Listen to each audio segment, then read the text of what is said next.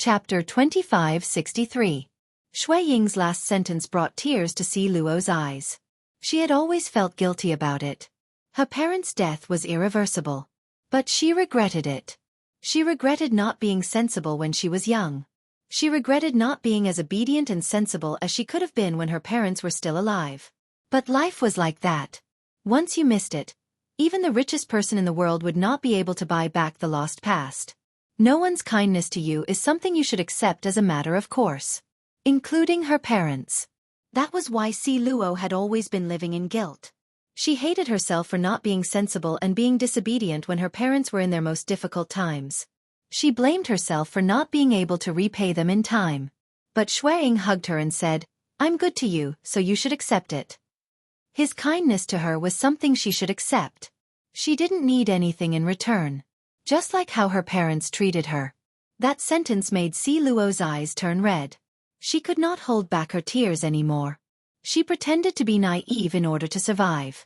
Even though Si Luo pretended to be naive back then, she was only half sincere. That was why no one realized it. But now, she was truly touched by Xueqing's words. She used to think of the world as her home. But after meeting him, it was as if she had returned to her parents' protection. It was so warm. She had to cherish and accompany you. She would scold your parents for wanting the best for you. Because when you look back, you might realize that your parents, who had always been protecting you, were no longer around. The engagement banquet was held as usual the next day. There was usually nothing special at an engagement banquet. Friends and family would be invited for a meal and a chat, and that would be it. On this day, the most important thing to mention was that in country Z, the couplet, Ce and Yunjian, grow old together, appeared on every street and alley in the country. These words appeared on all the trucks on the road, on all the bus billboards in the city, and on all the restaurants in the country. This caused a sensation all over the world. Passers-by and residents all asked what was going on. A national celebration was probably nothing more than this. There was nothing worth mentioning at the engagement banquet. After midnight, the engagement banquet was officially over. Mu Ying did show up the next day, but she had a worried look on her face. Mad Dragon was nowhere to be seen beside Mu Ying. Yunjian was a little confused when she saw him during the day. Yunjian suddenly received a text message when the engagement party was just over in the wee hours of the morning. She glanced at the message and walked out. As she walked out, she glanced at Mu Ying and explained to Ce before she hurriedly left. South Africa. Moon City. At a scientific laboratory. After Mad Dragon agreed to the unreasonable request of the perverted doctor's son, the perverted doctor's son tied Mad Dragon to an operating table. The perverted doctor's son held a scalpel and rubbed it until it made a gotcha sound. Mad Dragon, let's make a deal. As long as you give me your heart for an experiment, I'll save your woman. I won't go back on my word. The perverted doctor's son looked at Mad Dragon with a sinister expression. As he said that, the scalpel was about to fall on Mad Dragon's heart. Just as the scalpel was about to pierce Mad Dragon's heart, with a bang, the door was kicked open. At the same time, a slender figure broke through the door and entered. At the same time, a butterfly knife stabbed into one of the perverted doctor's son's eyeballs at a speed that couldn't be seen with the naked eye. Tisk! The butterfly knife pierced the eyeball, causing it to detach from his glasses and burst on the spot. The perverted doctor's son took a few steps back and wailed in pain. Ah! Ah! Ah!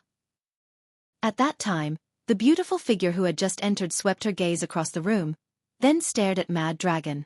Suddenly, her lips curled up coldly, and she said something that frightened the perverted doctor's son so much that all the cells in his body trembled. Do you know how much money I spent to recruit him? How dare you lay a finger on one of my kosher mercenaries, slaying God's men? How dare you? Chapter 2564. Back then, Yunjian had snatched Mad Dragon from Ce. After snatching Mad Dragon from Ce and forcing Mad Dragon to join the kosher mercenaries, Yunjian had to pay Mad Dragon a fixed salary. Mad Dragon's status in the world was second only to Yunjian, who was ranked first in the International Secret Service. Although there was a huge difference in the price of their missions, Mad Dragon was ranked second in the world of Secret Service. In spite of it, as God of War who ranked third on the International Secret Agent chart, if Mad Dragon were to perish, Gusha mercenaries would be the one to suffer the heaviest loss. The psychopathic doctor's son who had his eyeball pierced by the butterfly knife Yun Jian tossed out wailed as he rolled on the floor, shuddering. When he heard what Yun Jian said, his other eye that was still intact widened like a fish's eye. He had forgotten.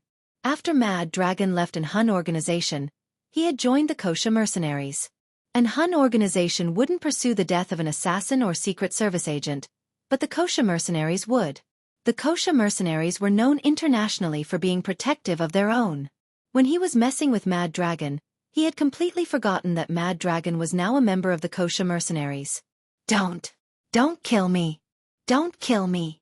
He covered his blinded eye and rolled on the ground, trying to beg for mercy from Yun Jian. Seeing how terrified he was, Yun Jian smirked. She walked over and took out another butterfly knife. She cut open the ropes binding Mad Dragon. Before Yun Jian arrived, Mad Dragon had already been stabbed multiple times by the crazy doctor's son, but Mad Dragon didn't even make a sound. You touched my subordinate. Now that he's seriously injured, he won't be able to bring any benefits to the Kosha mercenaries for the next few months. You know that the Kosha mercenaries have always been protective of their own. Do you think I'll let you go? Yun Jian stepped forward, her white shoes making a sound as she walked. She walked in front of the crazy doctor's son and said expressionlessly, No, don't kill me.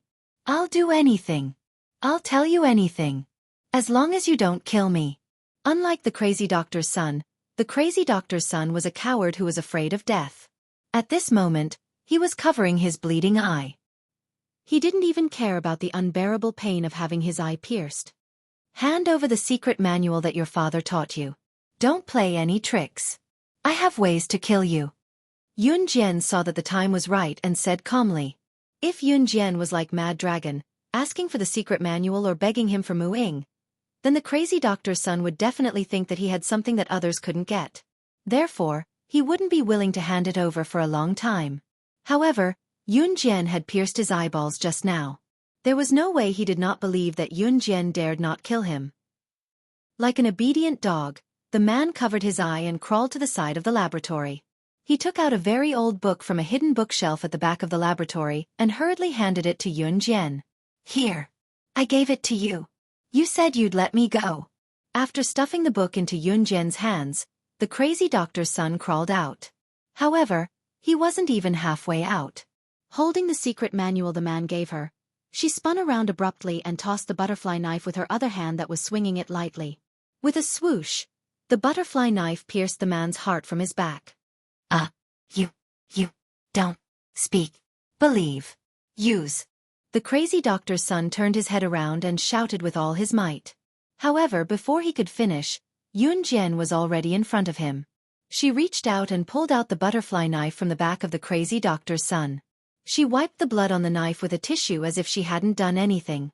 With a red arc, the crazy doctor's son uttered the last words of terror that he would ever hear in his life. I, slaying God, have killed countless people. When have I ever kept my word? Chapter 2565. Page 1/1. As soon as Yun Jian uttered the last word, the psychopath's son's eyes widened and he fell to the ground. He did not even close his eyes as he stared at Yun Jian. If one were to look closely, they would notice that his lips twitched in panic after he heard Yun Jian's last word. His pronunciation was SS, the initials of slaying God. Cough. Why are you here? Mad Dragon had been stabbed several times. He turned to glance at Yun Jian and covered the blood that was flowing out of his wound. Mad Dragon was smart. He knew why Yun Jian wanted the psychopath's son to bring the secret manual that the psychopath had left behind. That perverted Ph.D. student had the habit of taking notes when he was alive, and all his knowledge and wealth were recorded in this secret book. This secret manual was the psychopath's diary when he was alive. With it, Yun Jian could concoct the medicine to save Mu Ying and maintain Mu Ying's life. Therefore, the psychopath's son's life and death were no longer important to Yun Jian and Mad Dragon. They walked out of the laboratory. Mad Dragon held the wounds on his body and suddenly stopped in his tracks. Can you promise me one thing? Mad Dragon coughed and asked. Tell me. Yun Jian had finished wiping the butterfly knife. Her eyes were fixed on it as she spoke calmly. Don't tell her that I was injured and that I asked for medicine for her. Don't tell her that I almost died. Mad Dragon pleaded. Yun Jian looked up and glanced at Mad Dragon for a second. The next second, she lowered her head expressionlessly and gave her silent consent. Work hard after you've recovered. The kosher mercenaries don't keep idle people. That was a promise. Mad Dragon raised a brow and nodded. Yun Jian returned to Hubble Island in the early morning of the next day. The engagement banquet was never going to be lively because it was reserved for the wedding ceremony. The wedding ceremony was as lively as it could be. Yun Jian and Si Yi's wedding date was set. It would be held on the 1st of April, which was Yun Jian's birthday. That was the day Yun Jian turned 20 years old and could go to the Civil Affairs Bureau with Si Yi to get their marriage certificate. Fortunately, there was still some time before the wedding ceremony. Jian, the guests have gone back. We should pack up and go back to Longmen City. Qin Yiru mentioned the engagement banquet to Yun Jian after it was over. Mom, you go back first. I'll take Xiao Jian on a trip this afternoon. The engagement banquet had just ended, but Si Yi addressed Qin Yiru as Mom naturally, sounding like he had practiced it thousands of times. After that, Si Yi kept a straight face as if he was afraid that the two troublesome children would tag along, but he added, "It's just me and Xiao Jian going on a trip." Qin Yiru knew that Si Yi did not want to bring the two children with him at once. She smiled and nodded. Okay. I'll take Yuan and Mingyu. Have fun. In the end, Si Yi's plan did not work out. Si Yi had planned to leave Hubble Island with Yun Jian, but the little boy had noticed them somehow. As if knowing that Si Yi was going to leave him and his sister behind to take Yun Jian out, the little guy scurried over and mumbled, "I'm not sure." "Ayya, Daddy. Let's pee together." Peeing together meant that they were going together. Once the little boy came out, the girl noticed that Yun Jian and Si Yi were leaving too. Both of them cried and threw a tantrum, so Yun Jian brought them along. On the bus to Country D, Si Yi's chiseled features were dark throughout the journey. Both children sat on Yun Jian's lap and babbled excitedly. They met a middle-aged man from Country Z along the way. Like Yun Jian and Si Yi, he was also bringing his family to India for a vacation.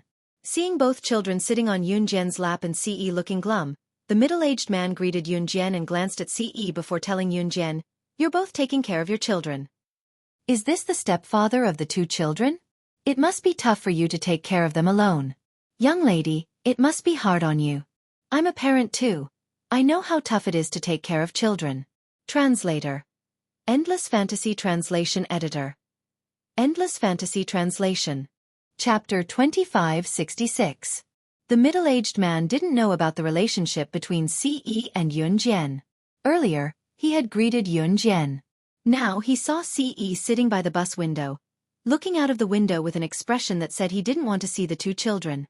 Seeing that there was no expression on his cold face, the middle-aged man automatically assumed that Si Yi was unhappy with the two children's arrival. If he wasn't a stepfather, then what was he? The middle-aged man's name was Lu Zhengdong. He was already 38 years old. He was traveling with his wife and two children who weren't even 10 years old. It could be said that he doted on his children to the extreme. Lu Zhengdong was the biological father of his children, so he always felt that a child's biological parents would definitely be extremely good to their children. The feeling that Si Yi gave him made Lu Zhengdong think that Si Yi was the stepfather of the little boy and the little girl. That was why he said those words. Lu Zhengdong didn't mean to say those words. However, after he said those words, Si Yi's sharp black eyes glanced sideways at him. Seeing this, Lu Zhengdong was so frightened that his body trembled and he didn't say anything else. By the time he reacted, Si Yi had already grabbed the clothes on the back of the little boy's back with one hand and pulled him onto his lap. From the beginning to the end, Si Yi didn't say a word. "They're a married couple. Why the hell are you talking about stepfather? You're the stepfather." Lu Zhengdong's wife was a very honest person based on her appearance. After hearing her husband's words, she reached out to grab Lu Zhengdong's ear and gently twisted it. Then she smiled at Yun Jian. "My husband is outspoken and speaks carelessly. Don't mind him, little girl. It's fine." Yun Jian replied. "Nonsense. Why are you still fooling around in the future? They're a loving couple." Lu Zhengdong's wife patted Lu Zhengdong and reprimanded him in her native dialect. Lu Zhengdong scratched his head and really didn't say anything. Halfway through the bus ride, Lu Zhengdong's wife started chatting with Yun Jian out of boredom. Lu Zhengdong's wife was called Chen Min. She was a very honest person. She had 2 children, a boy and a girl. Therefore, when he saw that Yun Jian was young and had 2 children, 1 boy and 1 girl, he became interested and talked to Yun Jian more. Yun Jian and Si Yi's destination was the Golden Temple in D country. The Golden Temple was a must-visit for tourists to D country. The golden roof of the Golden Temple was built with 880 kilograms of gold. Its scale was very majestic. Upon hearing that Yun Jian and Si Yi were also going to the Golden Temple, Chen Min hugged her 7-year-old daughter and said excitedly, "My family is also going there to play." It went smoothly. What a coincidence. In contrast to Chen Min's excitement, Yun Jian merely blinked her eyes. When they arrived at their destination, Yun Jian parted ways with Chen Min's family. D country wasn't rich and the status of women in D country was very low. Yun Jian and Si Yi found a hotel to stay in. The Golden Temple was a world-famous tourist attraction, so very few people came to visit it. The hotel that Yun Jian and Si Yi found was one of the bigger hotels. When they entered the hotel, they met a group of tourists from Z country. There were also other groups from all over the world. After Yun Jian and Si Yi checked in, the group of tourists from Z country saw Yun Jian and Si Yi. One of the people in charge of the tour walked over and said to Yun Jian and Si Yi, "Hello, everyone. Haha, I'm the person in charge of the tour group. Everyone calls me Golden Gold. It's like this. D country has very few toilets and the status of women is low. I see that there are 2 women in your family. It's a little dangerous to travel here alone. Are you interested in joining our tour group?" Wonderful Book House. Chapter 2567. Our tour group specializes in tourism activities and has even hired a few bodyguards to protect everyone's safety. After all, who doesn't want to return to their homeland safely and happily? How about it? Do you want to join us? The person in charge of the tour group, who called himself Jean, took out a pack of cigarettes from his pocket and handed one to Si Yi while introducing the benefits. Needless to say, Jean was the person in charge of the tour group. When he saw Yun Jian and Si Yi with the 2 children, he saw Yun Jian and Si Yi as glowing silver. Hence, he hurried over and tried to pull Yun Jian and Si Yi into the group. Unexpectedly, Yun Jian and Si Yi ignored Jean and walked around him into the hotel room. Seeing this, Jean snorted and turned around. "Hey, brother, did you fail to get a guest? Haha, she doesn't even care about you. But that girl is really beautiful. That waist, if I can ride her a few times, I'll laugh out loud in my dreams." Jean turned around and saw a man who was slightly taller than Jean. However, his facial features were uglier than Jean's. "I don't like that guy." Jean glanced in the direction that Si Yi had left. He put the cigarette that he wanted to pass to Si Yi in his mouth, lit it, took a puff and blew out the smoke. "Why? Do you want to do him? Brother, I'll follow you," the perverted man in front of Jean said. "TSK." Jean glanced at the perverted man and didn't reply. The original plan was to visit the Golden Temple the next day, so Yun Jian went to bed early. At 3 in the morning, the little girl woke up because she wanted to pee. She cried and said the word "shoo." The little girl needed someone to look after her, so Si stayed behind while Yun Jian carried the little girl out. She also wanted to go to the toilet. Germany was a country that was extremely short of toilets. Women here could only go to the toilet twice a day, and they had to go to the toilet in pairs. After asking around, the news he got was that the toilet was 5 kilometers away from the hotel. The little girl was fine after she finished peeing outside the door. After sending the little girl back to the hotel, Yun Jian walked out by himself. She planned to go to the toilet 5 kilometers away. Country D was such a country. There was an extreme lack of toilets. In Country D, the chances of women being raped when they went to the toilet in the middle of the night were quite high. Just as Yun Jian walked out, she bumped into Chen Min who was on the bus. "Hey, are you going to the toilet too? I heard that the toilet is 5 kilometers away. It's not safe for us to go there alone. So, I decided to go with everyone." Chen Min greeted Yun Jian. Beside Chen Min were a few Z country women who were traveling with the Z country tour group. Since they were on the same path, Yun Jian didn't refuse. When the group of people arrived at the toilet 5 kilometers away, they all rushed there. "Oh my God! Even the toilet is 5 kilometers away in this godforsaken place. Luckily, I don't live in this godforsaken place. Otherwise, I would go crazy. One of the women said. Then, everyone started chatting. In the dark, Jean and the perverted man, who had followed them all the way here, accidentally discovered that Yun had come out alone. So in order to vent their anger during the day, the two of them planned to lay their hands on Yun. I've attracted the group of old bachelors in town here. These women will probably lose their virginity. When the time comes, we'll cover our faces and no one will recognize us. We'll *CK all the women. We'll also save money on finding a prostitute. How awesome! The perverted man said in a perverted voice. Shoo, lower your voice. She's coming out. Jean suddenly covered the perverted man's mouth. They saw Yun walking out of the toilet. The rest of the women also left the toilet. At the moment when everyone was ready to go back together, Yun, who had walked out of the toilet as if nothing had happened, suddenly raised her eyes. The pair of eyes under her bangs seemed to be stained with strange red streaks under the moonlight. Then, in front of all the women present, as well as Jean and the perverted man who were hiding in the dark, she immediately opened her mouth and said something that made everyone panic. You've been following us all the way. Are you still not planning to come out? Chapter 2568. 5 kilometers away from the hotel, there was a toilet. This toilet was piled up with stones and looked dilapidated. Although the people outside could not see the people inside the toilet was so dilapidated that it looked like it would fall down with a push. Yun was standing 10 meters away from the toilet. Under the moonlight that was about to set in the west, her straight and slender figure was enough to arouse men's desire. But at this time, she stood in the same spot as if nothing had happened and suddenly said this sentence out of nowhere. As soon as she finished speaking, Jean and the perverted man who were hiding in the dark, as well as Chen Min, as well as the group of women who had come with the group to use the restroom, were all stunned. What do you mean by following us all the way? Don't scare me. It's so dark here. There's no one around. One of the women tugged at her clothes, and her face turned pale.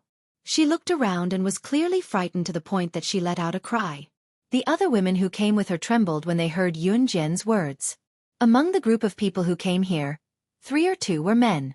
And the whole group was from Z country. Although it was 3 o'clock in the morning, the people from Z country had long heard that there were few toilets in D country. Moreover, the chances of women going to the toilet alone were very high. Therefore, these women gathered a lot of people in the middle of the night and went to the toilet 5 kilometers away. A few of the women even dragged their boyfriends or husbands with them. They were the 3 or 2 men who were standing at the scene.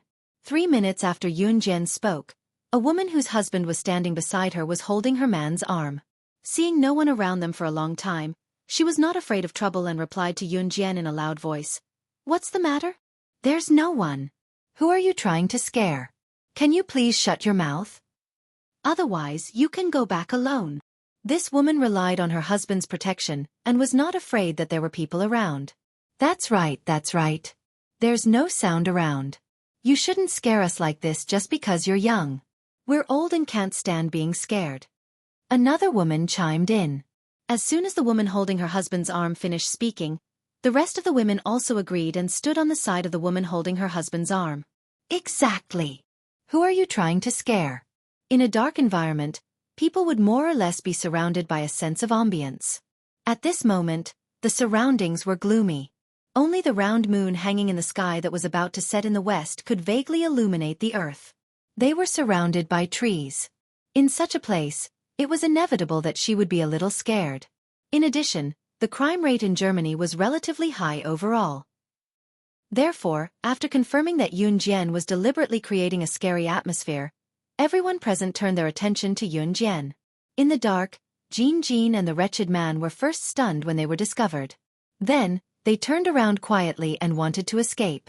They had originally planned to take advantage of the situation when the group of old bachelors from D country appeared and all the women present were subdued.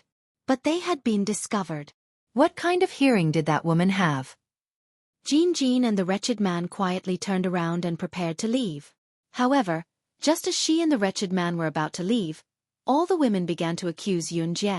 So, Yun, who was standing on the spot, raised her hands slightly, and 3 knives were caught in the gap between her fingers. She didn't even look at them and threw the knife in her hand into the dark.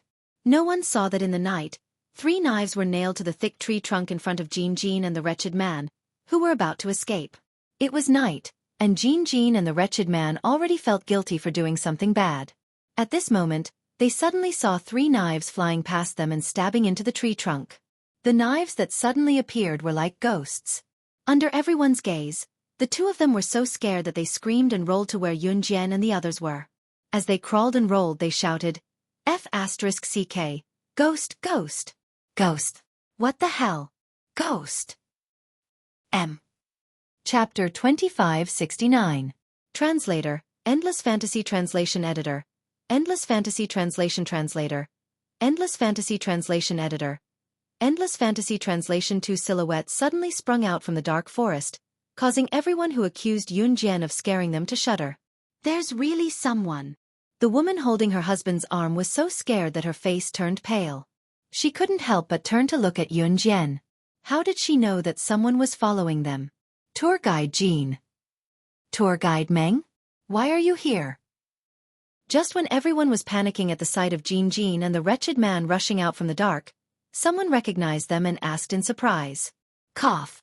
We saw that it was not safe for you to come out alone, so we followed you and planned to protect you from behind. I was planning to secretly escort you back.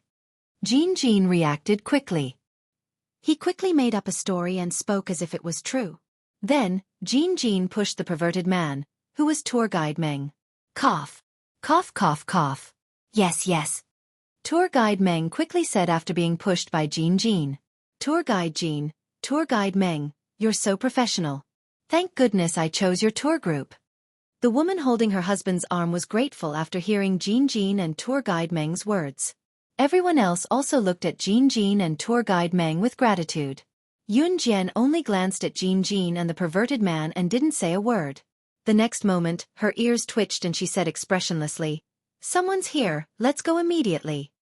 Then, she didn't care if the people around her followed and left first.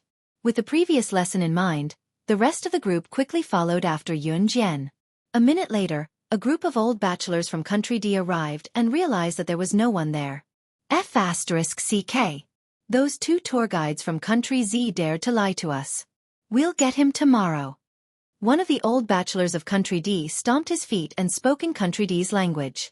Everyone quickly returned to the hotel. The next morning, Yunjian carried the little girl. Ce carried the little girl and walked downstairs. Early in the morning, they prepared to leave for Country D's scenic spot, the Golden Temple. Just as they went downstairs, they met the tour group. There was also Chen Min's family. Chen Min greeted Yunjian. Yunjian just nodded slightly. As soon as they walked out of the hotel, the little guy clenched his fists and made a few sound. Yunjian naturally figured out the attributes of the little fellow and the little girl. Without exception, the little fellow's voice indicated that the little fellow had peed. Children don't know any better, so they pee directly on the diapers. Yunjian asked Ce to put the baby down on a clean step at the entrance of the hotel. She reached out to change the baby's diaper. Let me do it. Ce gently grabbed her wrist and personally changed the baby's diaper. He. The little guy was completely unaware that he had wet his own diaper. His hands and feet were like a turtle when it was turned over, climbing up and down left and right. He was so cute that people couldn't help but want to kiss his forehead. At this moment, Chen Min's family also walked out of the hotel. Seeing the little fellow's face, Chen Min couldn't help but say to Yunjian, Your son is so handsome. He'll definitely be a handsome guy in the future. After hearing this, Yunjian politely thanked her. At this moment, Ce had already rudely removed the baby's diaper. He took a new one and skillfully changed the baby's diaper. However, just as he was about to change the baby's diaper, the little fellow made another sound. A stream of urine sprayed onto Ce's face like a fountain. Translator. Henyi Translations Editor. Henyi Translations. Chapter 2570. Translator. Endless Fantasy Translation Editor. Endless Fantasy Translation. Naughty Ce, Tian Tai Ha Hu, page 1/1. Ce moved to the side the moment the little guy spat out the urine. His speed was too fast for anyone to react to. However, the little guy's speed was too fast and Ce's shirt was stained with the little guy's pee. Siyi's face darkened. Go back and change. I'll do it for him. Yunjian choked back the laughter. She was about to burst out laughing at the sight of him. She walked over and placed the little girl on the steps. She quickly changed the little guy's diaper. Needless to say, the little guy was amazing. This was not the first time he had to pee while changing a diaper. However, every time he did it, he would not spill it on himself. Don't laugh. This was a profound skill that required a good grasp of strength. Siyi's face darkened as she turned and walked back into the hotel. Chen Min came over and whispered to Yunjian. Hey! My husband said that your husband was like the child's stepfather. Just now I saw his eyes. It was as if he really wanted to strangle the child. It was as if he had a deep hatred for the child. After that, Chen Min winked at Yunjian. Yunjian's lips curved into a smile. The Golden Temple was located not far from the hotel. The roof of the Golden Temple was made of pure gold and its value could not be measured by money. Of course, if someone wanted to steal from the Golden Temple, it was obviously illogical. After all, this place was heavily guarded, and the gold had been built inside the Golden Temple, creating a huge temple. Unless someone was able to move the temple. Yeah.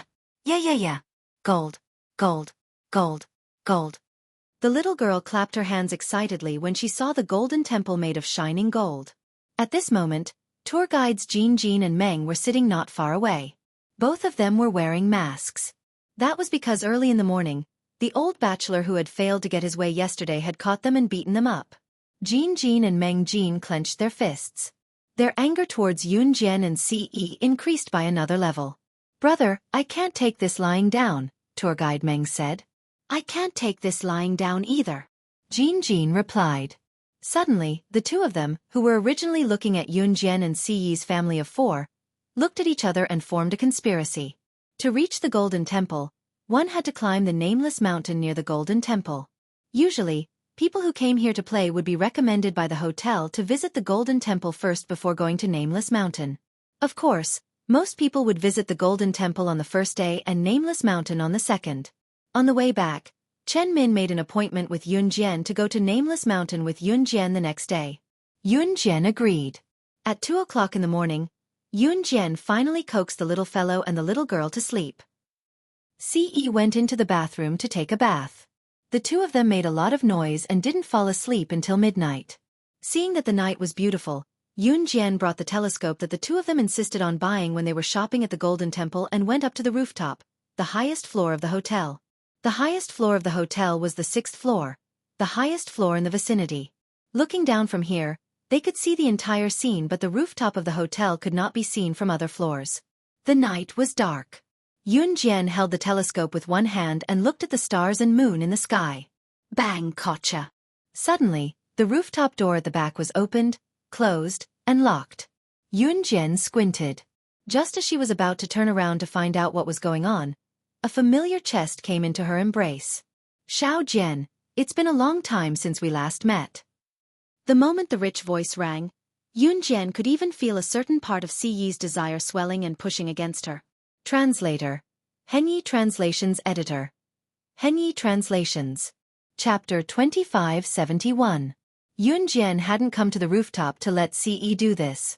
Even if the rooftop of this hotel was on the 6th floor, it was pitch black, and the moon wasn't very bright. Dark clouds had covered the sky, so there wasn't a single bit of light in the surroundings. She wouldn't cooperate with him here. Let's go back. The children are still here. Yunjian was about to say this when she suddenly felt Ce gently bite her most sensitive ear. In that instant, Yunjian felt her entire body go numb. However, Ce seemed determined to have her this time. He grabbed Yunjian's wrist with one hand and reached his other hand into the corner of her shirt. Under Yunjian's loose clothes, he grabbed her tender spot. Yunjian couldn't help but let out a soft moan. She hurriedly covered her mouth and leaned against Ce's shoulder. With her height, she only reached Ce's chin. She tiptoed so that her chin could reach his shoulder. When Ce heard Yunjian's soft moan, his eyes turned scarlet. In the next moment, he carried Yunjian horizontally and walked to the rooftop warehouse door. He kicked open the door and carried Yunjian inside. The night was still very long. Unknowingly, the dark clouds in the sky gradually dispersed, revealing the full moon and countless stars. The twinkling stars flickered. Two of them gradually approached each other and eventually overlapped with each other. It was just like someone in the rooftop warehouse. The next day, Yoon Jian woke up at around 10 in the afternoon. At this time, Chen Min's family should have been waiting for quite some time. However, Chen Min's family was very friendly. They didn't blame Yoon Jian for oversleeping and even asked Yoon Jian if she was too tired from playing with the two children yesterday. Actually, taking care of the two children wasn't tiring for Yoon Jian at all. She was the one who was tired. "I'm fine," Yoon Jian replied indifferently. Chen Min also had a husband. Seeing Yoon Jian like this, she just smiled. There were many people climbing the Nameless Mountain. Other than the Golden Temple, the Nameless Mountain was a must-visit attraction. Because this place was very beautiful, all the stones, flowers and trees were all natural, and the air here was very fresh. Yoon Jian and the others quickly climbed to the top of the mountain. What made Yoon Jian feel strange was that she had been in the circle of assassins and secret agents for so many years. Except for the beginning, she had never felt sore in her legs. But today, when she carried the little girl up the mountain, her beautiful legs actually trembled involuntarily. Because of the little fellow and the little girl, Ce hadn't tasted anything fresh for a long time. Yesterday, he had done it with her 8 times in one go. Yoon Jian even suspected that Ce had 8 kidneys. We're almost at the suspension bridge. Nameless Mountain is most famous for its suspension bridge. This suspension bridge was suspended from the cliff of the two mountains. The bridge was 600 meters above the ground. Because it was very sturdy, everyone wanted to walk on it. It was exciting and thrilling. Let's go too. Just thinking about it makes me excited. If someone stands on it and the suspension bridge collapses, they will fall from 600 meters. Chen Min excitedly led Yoon Jian and the others to the suspension bridge that was suspended from the cliff of the two mountains. The suspension bridge was 100 meters long. Chen Min quickly led Yoon Jian's family of 4 to the suspension bridge. Just as they walked onto the swaying suspension bridge, the suspension bridge swayed left and right. Chen Min panicked. "Oh my God! Don't tell me we're going to fall." Chen Min looked down at the 600 meters below them and her face turned pale. Of course not. The surrounding area is well protected. So many people have walked on this suspension bridge and nothing happened. How can we be the only ones in trouble? A stranger laughed and said. At this moment, Yoon Jian and the others walked to the center of the suspension bridge. Because below them was an empty 600 meters in the air, everyone was a little frightened. However, just as the man finished speaking, the chain on the side of the drawbridge suddenly loosened a little. Everyone panicked and didn't dare to move. In the next second, the chain suddenly loosened without warning. The chain on the left side of the suspension bridge broke. At this moment, someone's frightened voice rang out. Hearing that, everyone who was still standing on the suspension bridge turned pale with fright. If the suspension bridge collapsed, it would be equivalent to them falling off a 600-meter-high cliff. They would definitely die.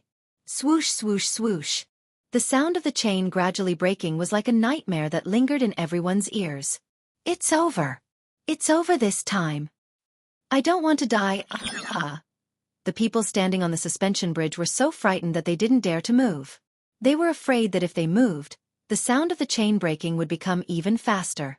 The workers by the cliff were already thinking of a solution.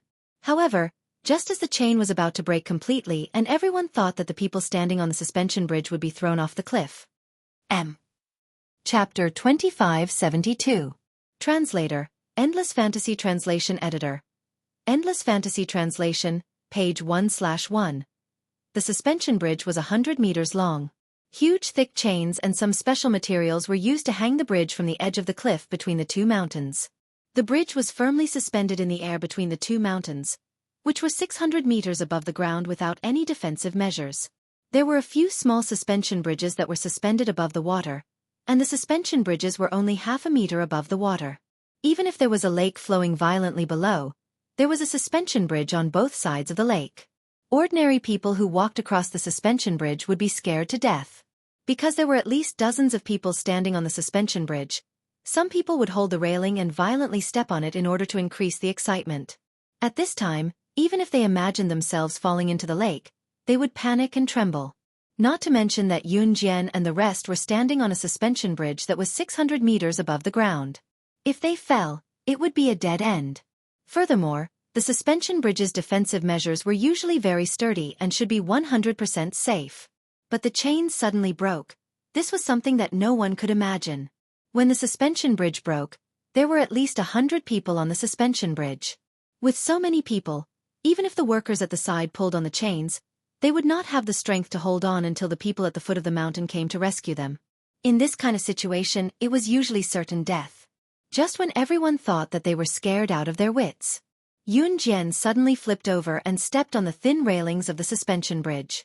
Like a circus performer walking on a tightrope, she walked on the railings that were used as handrails when people walked on the suspension bridge. Not only did she not fall, moreover, she was sprinting towards the side of the cliff where the suspension bridge had broken the iron chain. The suspension bridge was full of people and walking on the railings was the fastest way to reach the cliff. But other than Yunjian, most people would not even be able to stand on the railings. Even the circus performer who walked on a tightrope would not be able to do this in this kind of situation. Quickly look. That young lady. She actually. The workers at the side suddenly saw Yunjian stepping on the railings of the suspension bridge and running towards them at a speed that could not be seen by the naked eye. They were so shocked that they shouted out loud. Heavens! What was she trying to do? We're going to fall. We're really going to fall. Who the hell is this woman? Mommy, save me. The tourists, who were hugging the railing of the suspension bridge tightly, did not dare to move. When they saw what Yunjian did, their faces turned pale with fright.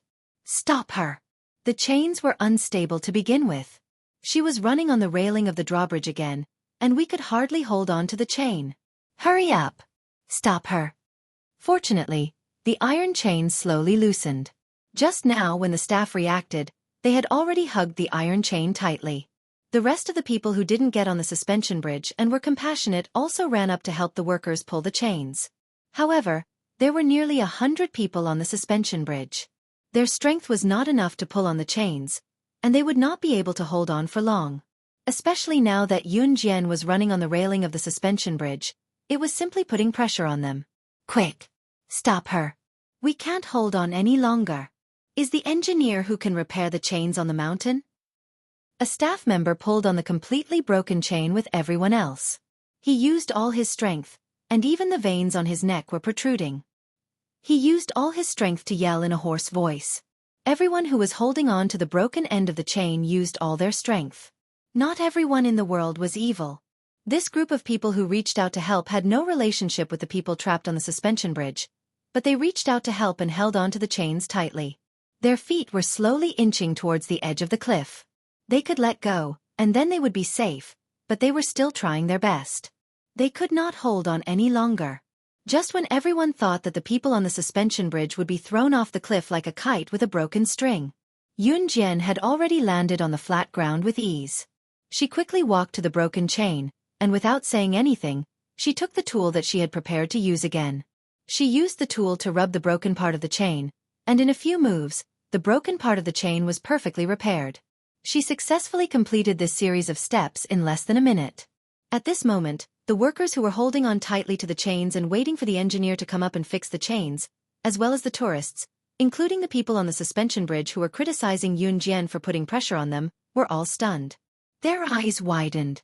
3 minutes later, the staff from just now took the lead and exclaimed at Yunjian when they realized what was going on. Are you the top engineer in the world? Normal engineers would not be able to repair the suspension bridge so quickly. We hired the top engineers in the world to maintain and build the suspension bridge. Around us, only Mr. Kenani has the ability to fix the current problem. May I know your name? Translator, Tim. Editor, Tim. Chapter 2573. There were so many people at the scene just now, and there were also repair tools at the scene. However, the staff and the tourists were desperately holding on to the iron chain. No one tried to fix it because no one knew how to fix it. Actually, it wasn't that there weren't any engineers at the scene, but this engineer didn't know how to fix such a difficult thing. This engineer only checked the safety factor of the suspension bridge every day. Don't be fooled by the dangerous games in the amusement park, as well as the suspension bridge, where one mistake could lead to heavy losses. It required the relevant personnel to be stationed all year round to check the danger factor every day. After this staff member took the lead to call out to Yunjian, The surrounding people were all stunned. The people on the suspension bridge were scared silly. Everyone immediately left the suspension bridge. The women were all wiping their tears. It was obvious that they were really frightened. As for the men who didn't want to cry because of their pride, they were so scared that their legs were trembling. Scared, scared, scared me to death. I don't dare to come to this kind of place anymore. Chen Min hugged her child tightly.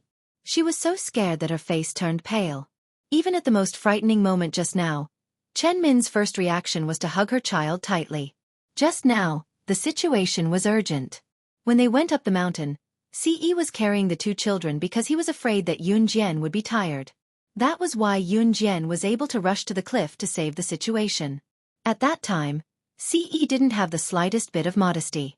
The little girl and the little guy were laughing and playing with each other in Ce's arms. They didn't feel the slightest bit of danger. After recovering from her shock, Chen Min walked to Yun Jian. She saw that Yun Jian's family of 4 didn't seem frightened at all.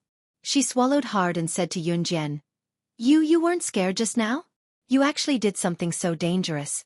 What if you fell?" Chen Min had just finished speaking when Yun Jian interrupted her. "In my world, there are no accidents." In her world, there was only success. There were no accidents. Chen Min swallowed her saliva and didn't say anything else. "The accident happened too suddenly, but thank you very much. On behalf of all the staff and all the tourists who almost died on the suspension bridge, I would like to apologize to you for doubting your ability." "Thank you, young lady." After a false alarm, the staff member walked up to Yun Jian and bowed to her sincerely. The staff member thought that Yun Jian would say, "You're welcome," but Yun Jian sneered and said to him in a sarcastic tone, "Do you really think that the breaking of the chain was an accident?" The staff member was stunned. "What do you mean?" "Investigate who sent the staff away to touch the chains yesterday and today. You will definitely know what is going on." Yun Jian glanced at the staff coldly. Just now, her child was also on the suspension bridge. This accident that almost happened was completely caused by the negligence of the staff. This was not something that could be forgiven with just a word of thanks and an apology. "It's him. It must be those two. Now that I think about it, they made excuses to send us away this morning. It must be them." One of the staff members also heard Yun Jian's words. The staff member frowned and suddenly pointed at Jin Jin and tour guide Meng, who were standing not far away. Everyone was shocked. Jin Jin and tour guide Meng saw this and didn't say anything to refute. They were so scared that they turned around and ran away. "Stop them. Quick." The crowd panicked.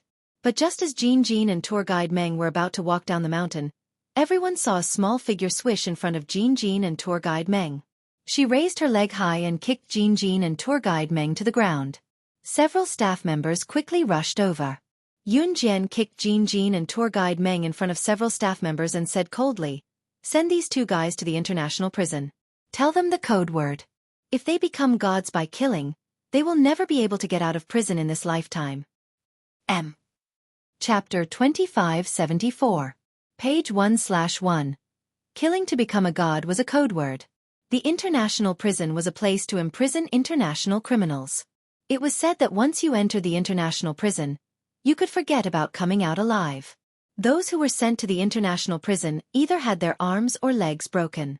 Their lives there were more painful than death. And Yun Jian had some friendship with the boss of the international prison. In other words, Jin Jin and tour guide Meng's actions had seriously endangered the lives of many people. Yun Jian, on the other hand, told the staff to throw Jin Jin and tour guide Meng into the international prison. This was no different from killing Jin Jin and tour guide Meng. This staff member was almost killed by Jin Jin and tour guide Meng. If the suspension bridge broke, everyone would be buried here. Jin Jin and tour guide Meng would not leave any traces, and the staff would be the ones to suffer. Perhaps because of Jin Jin and tour guide Meng, these staff members would be ruined for the rest of their lives. One had to know that since the suspension bridge was built, it meant that the suspension bridge was definitely not dangerous. Of course, unless it was man-made. The staff member was disgusted with Jin Jin and tour guide Meng after finding out about their behavior. Hearing Yun Jian's words, the staff member hurriedly responded, "Good. I will make sure that they are severely punished." At this time, the tourists who had just escaped from the suspension bridge heard about this. They stood up one by one and personally escorted Jin Jin and tour guide Meng away. The group of tourists who had been brought to D country by Jin and tour guide Meng all exclaimed. Those two evil people. To think that I thought they were good people. I didn't expect them to almost harm us. This kind of scum deserves to die. As it turned out, Jin and tour guide Meng were done for. After staying in country D for 3 days, Yunjian and Ce did not stay for long, returning to Longmen City in a low-key manner by car. After Yunjian and Ce returned to Longmen City, the next day, the news reported that 2 tour guides of a certain tour group had lost their humanity and hundreds of innocent people had died at Country D's nameless mountain. In the end, perhaps even the heavens couldn't stand it anymore. On the way to the international prison, the truck carrying them suddenly flipped over and went down the mountain. Jin and tour guide Meng were killed on the spot.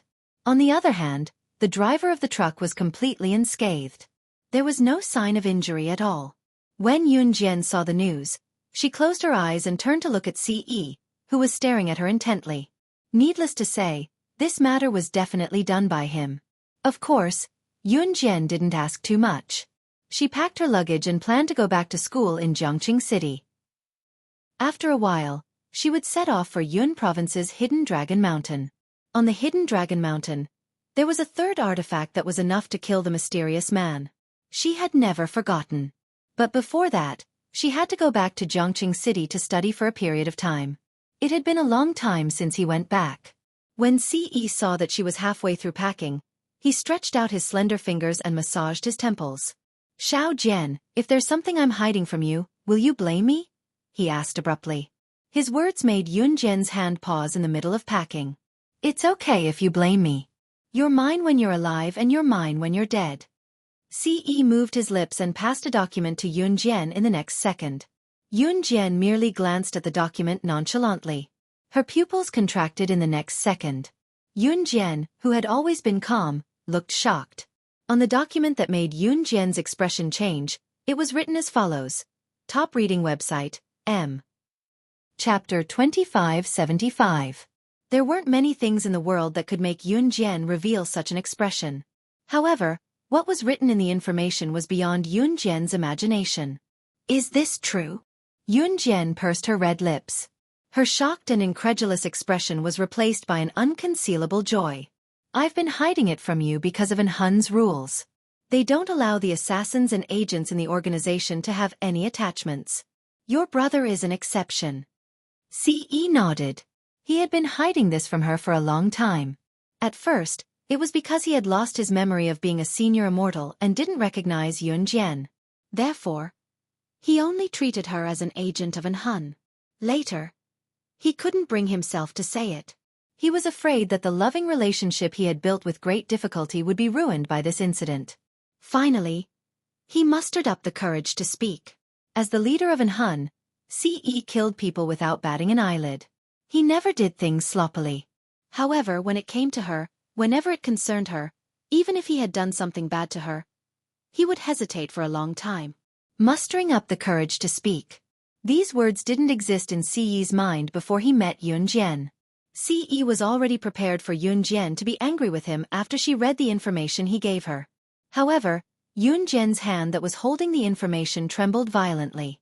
In the next moment, she suddenly threw the information on the floor and rushed up to him. She hugged Ce. Then, she used her actions to tell Ce that after she found out about this incident, it didn't matter if she was angry or not. Instead, she became even more proactive. That night, Ce enjoyed Yunjian's unprecedented actions. For Yunjian to be so proactive after she found out, Ce must have taken out this information when he had just confirmed his relationship with Yunjian. Then, wouldn't he be able to eat meat earlier? He might even have formed a football team. He Province. Suzhou. As a province in the central region, He Province wasn't prosperous, but it didn't retire either. In Suzhou of He Province, the class differentiation was very obvious. In the city, the rich were filthy rich, while the poor were so poor that they had to beg. In this era, the country had yet to give all homeless people a place to stay. Now, there were no longer any homeless people who begged on the streets. They didn't even have a place to sleep at night, so they had to sleep in the gutters. That was because the country was paying for these poor homeless people. Everyone could eat their fill and eat well. At this point, he had to mention that it was good for the country to be strong. In this era, there were still many homeless people on the streets. Longmen City had always been a place where men plowed and women weaved, so there were basically no beggars in Longmen City. Hebei Province's Xuzhou was different. The economic conditions here were more backward than Longmen City.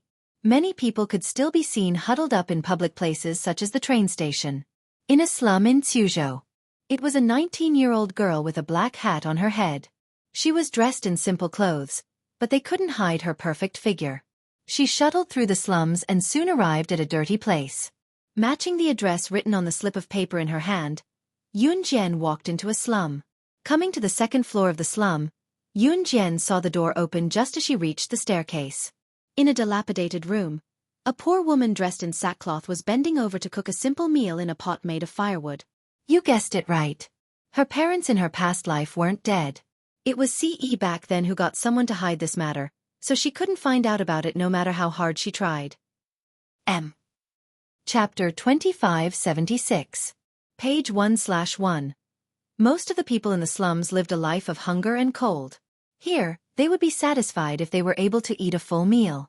Standing in the dilapidated house that was only 2 stories tall, Yun Jian's eyes flashed coldly as she looked at the middle-aged woman who was dressed in sackcloth that was patched with rags.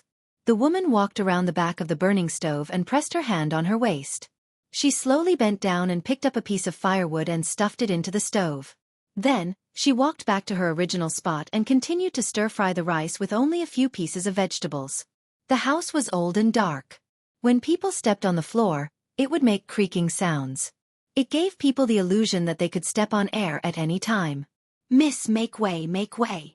Just as Yun Jian stood outside the door and stared at the simple house that was not closed with a glint in her eyes, unable to move, an old lady's voice came from behind her. The old lady gently pushed Yun Jian aside and rushed into the house before Yun Jian. She said to the middle-aged woman who was stir-frying, "Ran! Your daughter is fighting with someone. It's at Westgate Market." The adults couldn't stop them even if they ran over. "This girl. Fighting with a man. Hurry up and go take a look." The middle-aged woman was different from Qin Yiru. Her face was thin and her hands were almost skinny. Her face was full of yellow spots. However, one could vaguely see that she was also a great beauty when she was young. The middle-aged woman's surname was Zhou and her name was Ran. Zhou Ran. When Zhou Ran heard the old lady's words, her hands froze. Pada, the old spoon she used to stir-fry, fell to the ground. "Auntie Wang, please help me put out the fire. I'll go over right now," Zhou Ran said to the old lady. Then, she walked out anxiously. On Zhou Ran's face, there was a sadness that couldn't be washed away. It was a kind of sadness that came from the depths of her soul. Zhou Ran quickly ran out of the house. But the moment she ran out, she inadvertently glanced at Yun Jian. Their eyes met. With just one glance, Zhou Ran stopped in her tracks. She stared at Yun Jian. She should have taken a step forward, but she couldn't. "Ran, what are you doing? What are you going to do if your daughter gets taken advantage of if we're late?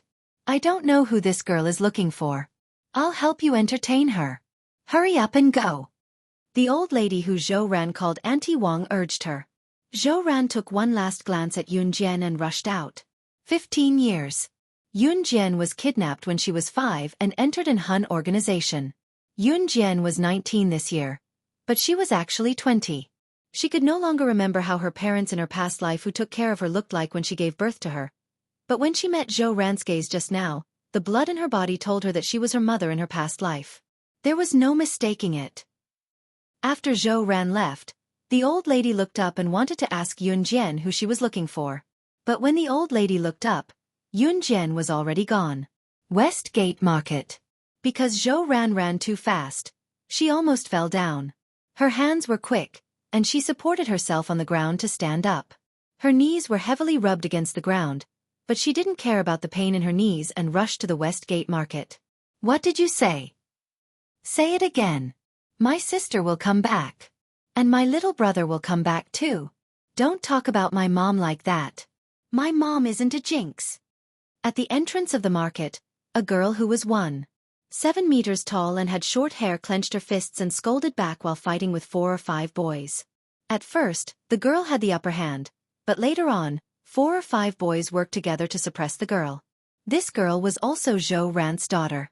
Her name was Yun Mu, and she was Yun Zhen's biological sister in her previous life.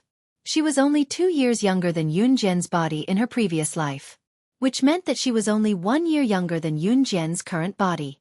She was 18 years old. When Yun Zhen was kidnapped, Zhou Ran's mother-in-law forced Zhou Ran to have another child when Zhou Ran was heartbroken. Zhou Ran couldn't resist and gave birth to Yun Mu. When Zhou Ran's mother-in-law saw that Zhou Ran gave birth to another girl, she immediately forced Zhou Ran to have another child. In the end, she couldn't give birth to another child for several years. In the end, she finally gave birth to a boy. That boy was Yun Zhu. However, when Yun Zhu was 8 years old, he was kidnapped for no reason. Zhou Ran's mother-in-law cried, threw a tantrum, and forced Zhou Ran to divorce Yun Zhen's father in her previous life. Yun Zhen's father in her previous life, Yun Ni, refused. In the end, Zhou Ran's mother-in-law failed to commit suicide by taking sleeping pills. Only then did Yun Ni compromise and divorce his first wife. All these years, Yun Ni and Zhou Ran never gave up looking for Yun Zhen and Xiao Yun Zhu. At this moment, Yun Mu was being mocked by these boys, and she fought back by scolding and beating them. When Zhou Ran arrived, the boys were about to take turns to slap Yun Mu in public. No. Lian Yu is outspoken. Don't lower yourself to her level. If you want to hit me. Zhou Ran rushed over. Just as Zhou Ran rushed over, she suddenly felt a figure that was countless times faster than her flash past. In the next second, the figure suddenly appeared in front of the boys. A second before a boy in front of them was about to slap Yun Mu, the figure reached out and grabbed the boy's wrist. Then, the sound of a wrist bone breaking echoed throughout the room. Crack, crack. Translator. Henyi Translations Editor. Henyi Translations. Chapter 2577. The boy whose wrist was being pinched by Yun Zhen suddenly let out an earth-shattering howl. Ah! Ah! My hand! Mine! Crack, crack. Accompanying the boy's scream was the sound of his wrist bones being broken one after another. Westgate Market was the most dilapidated market in the slums. Rather than calling it a market, it was more like a large group of old ladies or grandpas setting up mobile stalls to sell vegetables. There wasn't even a place to sell vegetables in the slums. They just spread out a white cloth on the ground and placed all kinds of vegetables on it. It was a simple way to start selling vegetables. Of course, the slums had no shortage of people. There were too many monks and too little gruel. There were many people and very few residences. At most, each family was given one room. Although Westgate Market was dilapidated, it was filled with people. Just now, when Yun Ran was fighting with a few boys, most people stood aside and watched the show. There were also some who tried to stop the fight, but in the end, it was to no avail. Yun Ran had the appearance of a boy since she was young. She was 1.7 meters tall and looked like a man. Although she was only 18 years old, she looked more mature than Yun Zhen. From the side, Yun Ran looked like a fresh and handsome young man. Even the girls were elated when they saw her. These boys were from the same school as Yun Ran and had long treated her as a boy. Seeing that Yun Ran had seduced many girls in school, they hated Yun Ran very much. Just now, they bumped into Yun Ran, who was buying groceries for her mother. Knowing Yun Ran's family background, these boys began to kick up a fuss. Yun Ran was so angry that she started to fight with 4 or 5 boys. Unfortunately, Yun Ran was a girl. If it was a one-on-one fight, Yun Ran was still very strong. However, when it was 4 or 5 against her, she was naturally weaker. The boys all treated Yun Ran as a boy. Those who lost in a group fight would naturally be beaten up. Just now, when these boys were about to beat Yun Ran, Yun Zhen appeared. However, not only did she directly grab the wrist of the first boy who wanted to slap Yun Ran, she also used brute force to break the bones in his wrist. His bones were fractured. Chengsha. F***CK. Who is this girl? Get her. Get her. When a friend of the boy whose wrist had been broken by Yun Zhen saw this, he shouted at the boy, as if he was completely enraged by Yun Zhen's actions. The boys naturally couldn't take this lying down. They joined hands and rushed toward Yun Zhen with clenched fists in front of the hundreds of passers-by around the Westgate Vegetable Market. Ha! UB*TCH. He actually dared to help Yun Yin. Her mother was a jinx. She had once lost her daughter, and now her son had been abducted. She was even chased out of the house by a man. "You bastard, don't you know this is our territory? How dare you attack us? F***ck your grandmother." The boy's curses were extremely unpleasant to the ears. The poorer the place, the worse the security, and the more gangsters on the streets. Suzhou was such a place. The reason why these boys were so arrogant was because they had someone backing them. However, when the boys came in front of Yun Jian and waved their fists at her, the surrounding onlookers thought that Yun Jian was in trouble this time. Yun Yin got up and wanted to help Yun Jian. For some reason, when Zhou Ran saw these people beating up Yun Jian, her heart burned with pain. She wanted to step forward and block the violence of these arrogant boys for Yun Jian. Yun Jian gave a side kick and directly raised her leg high to step on the leading boy. She opened her hands and directly grabbed the sleeves of the two boys behind him. With the strength of her hands, she flung the two boys more than 10 meters away. The last boy was so scared that he didn't dare to come forward. She just sneered and glanced at the last boy. Then, she bent down and stepped on the palm of the boy who had insulted Yun Yin and Zhou Ran with her other foot. Kocha kocha. The sound of the knuckles bones breaking clearly reached everyone's ears. Her method just now was straightforward and efficient, causing everyone to panic. Just when the surrounding people who had never seen such a frightening scene before were about to stop breathing, Yun Jian's cold voice sounded clearly, but it made people tremble with fear.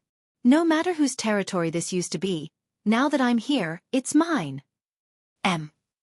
Chapter 2578. Every sentence that Yun Jian uttered sounded like an oath, and the 5 fingers of the boy under her foot emitted cracking sounds. Every time he spoke, it sent chills down everyone's spines. It was as if a spirit from hell was about to appear. Yun Jian's face remained indifferent and expressionless. The black hat added a sense of mystery to her. Big sister. Big sister, I was wrong, big sister. I beg you to be magnanimous and let me go, big sister. The boy used his other hand to grab his wrist that was under Yun Jian's foot. His face was pale from the pain. His body trembled because of the pain and Yun Jian's ghostly words. The boy had completely thrown away his pride as he begged for Yun Jian's forgiveness. Yun Mu stood behind Yun Jian. She glanced at Yun Jian and pursed her lips. Then, she spoke to the boy under Yun Jian's foot. "Bah! If you dare to speak ill of my mother in the future, I'll kill you even if I have to risk my life. Wu Song, you scum." As she spoke, Yun Mu clapped her palms together and cracked her knuckles. Her tone was as if she was going to kill the boy under Yun Jian's foot. "Big sister. I won't dare anymore, big sister." The boy called Wu Song was a stark contrast to his previous domineering attitude. He kept begging for forgiveness. The moment Yun Jian released her foot, the boys supported each other and staggered away. "Ha ha ha. Coward." Yun Mu dug her nose. She did not look like a girl at all. "What do you mean risk your life? Liang, you're already 18 years old. Don't do things that will make your mother worry. Be more sensible and obedient, okay?" Zhou Ran heaved a sigh of relief. She looked like she was really frightened. "Mom, they were the ones who did it to me first." Yun Mu retorted indignantly. At this moment, Zhou Ran had already walked up to Yun Jian. She gulped and looked straight at Yun Jian. After 2 seconds of silence, she shook her head and said to Yun Jian, Thank you so much for what you did just now. My house is simple and crude. Do you mind coming to my house for some tea?" As soon as Zhou Ren finished speaking, Yun Jian stared at her. The corners of her beautiful and delicate face suddenly lifted into a smile. As soon as Zhou Ren finished speaking, Yun Jian replied without hesitation, "Okay." It wasn't that he didn't mind, but that he agreed. Zhou Ran hid the sadness in the corner of her eyes and dragged her daughter, Yun Jian, back home. She had to admit that when she saw Yun Jian just now, the child she lost 15 years ago came to her mind. Haha, that was ridiculous, wasn't it? Her child, Yun Jian, had been lost for 15 years. At that time, she was only 5 years old. How could she have found her way home? Our house is simple and crude. We don't have tea. This is freshly boiled water. Make do with it, don't mind it. Zhou Ran handed a cup of warm water to Yun Jian. Yun Jian took it but didn't say anything. Her eyes were fixed on Zhou Ran. What's wrong with me? Is there something on my face? Zhou Ran couldn't help but ask when she saw Yun Jian staring at her face. Yun Jian only shook her head slightly. Mom, Dad is here. Just as Zhou Ran finished speaking, Yun Mu rushed in excitedly from outside the door. Behind her was a middle-aged man in his 40s who was dressed in a business suit. This man was Yun Jian's biological father in her previous life, Yun Ni. Chapter 2579. After Yun Ni walked into the house, he glanced at Yun Jian, who was sitting in the room, and then said to Zhou Ran, "Do you have a guest?" As he spoke, Yun Ni did not avoid it. He took out a large stack of red 100 yuan from his briefcase and handed it to Zhou Ran. "Ran, take the money." When Zhou Ran saw the money, tears fell again, but she still reached out with trembling hands to take the money from Yun Ni. Compared to Zhou Ran and Yun Ran, Yun Ni's clothes were much better. That was because Yun Ni was an old employee of a company in Suzhou, and his income was not low. The clothes he was wearing were distributed by the company, so naturally, they were not too shabby. In fact, Yun Ni's usual clothes were very simple and crude. "Take this money and ask old Zhang to go out and find them. Don't be afraid. We still have a long life. We will definitely find the child. There is nothing money can't do. The child will come back one day." Yun Ni put his hand on Zhou Ran's shoulder and said this. In the end, even his own voice was slightly hoarse. Yun Ni wiped his tears fiercely and smiled. He turned to walk out and then said, "Then take good care of the guest. If I don't go back, I will be discovered." Although Yun Ni and Zhou Ran were divorced, he had been saving money for Zhou Ran. It had been 15 years since Zhou Ran took this money and begged people to find Yun Jian and Yun Zhu. For 15 years, they wore tattered and mended clothes and lived like beggars. Even food and clothing were problems, but they never gave up looking for their child. "Dad, be careful on the way back," Yun Lian said to Yun Ni. "Yes, okay." Yun Ni nodded. But just as Yun Ni walked out and was about to leave, two figures suddenly appeared at the gate. The two figures were one old and one young. The old one was an old lady in her 50s or 60s. She was dressed in ordinary clothes. In this slum, she should be considered rich. Actually, they were just dressed like a well-off family. The one missing was a woman around 36 or 37 years old. She was also dressed gorgeously. As soon as the old lady appeared, she glared at Zhou Ran and scolded Zhou Ran. "Sure. You bitch. She has divorced Anna for so many years, yet she is still pestering Anna. What are you doing with our family's money? What do you want to do?" The old lady was Yun Ni's mother. She was also the mother-in-law who tried to commit suicide by swallowing sleeping pills and forced Yun Ni and Zhou Ran to divorce. "Leave yourself alone and live a good life. However, you have been harassing my Anna for all these years. Damned lowly maid. Anna is going to marry one next month. You lowly servant, mistress. Go and die as soon as possible." As the old lady spoke, she pulled the 36 or 37-year-old woman standing beside her and scolded Zhou Ran. This 36 or 37-year-old woman was Wan Wan, who was going to marry Yun Ni next month. Shuntu Wan was an employee of the same company as Yun Ni. However, her position was lower than Yun Ni's. Therefore, God liked her very much and forced Yun Ni to marry her. Yun Ni did not agree and delayed it for so many years. Mistresses have been causing trouble since ancient times. "Bitch! How dare you take my family's money after you are divorced? I will beat you to death." The old lady stared at the stack of money in Zhou Ran's hands and was so angry that her hair stood on end. She rushed over and wanted to grab Wan Wen's hair and fight with her to snatch the money. However, just as the old lady's hand was about to land on Zhou Ran, a pair of beautiful hands grabbed the old lady's collar. Who are you?" "This is my family's business. You are an outsider. Get out of here." The old lady saw Yun Jian suddenly stand up and she scolded Yun Jian. Just as Shintu Wan was looking at Zhou Ran smugly and everyone thought that Zhou Ran would back down, Shintu Wen's expression changed. Yun Jian pointed at Zhou Ran in front of everyone and uttered a statement that sent a ripple of shock through the crowd with a straight face. "I am Yun Jian, her biological daughter who was separated from her 15 years ago." Chapter 2580. Translator, Endless Fantasy Translation Editor. Endless Fantasy Translation Translator. Endless Fantasy Translation Editor. Endless Fantasy Translation. If we're talking about an outsider, You should be the outsider. Who do you think you are to strut around in my house? Yun Jian grabbed the old lady's hand and uttered the words that were extremely calm to her expressionlessly. Once she spoke, Zhou Ran, who stood where she was with a stack of money, Yun Mu, who rushed up to stop the old lady when she was about to attack Zhou Ran, Shen Tu, one who carried a branded bag and was dressed to match Yun Ni, as well as Yun Ni and the old lady herself. Everyone present was completely stunned by Yun Jian's words. You. What did you say?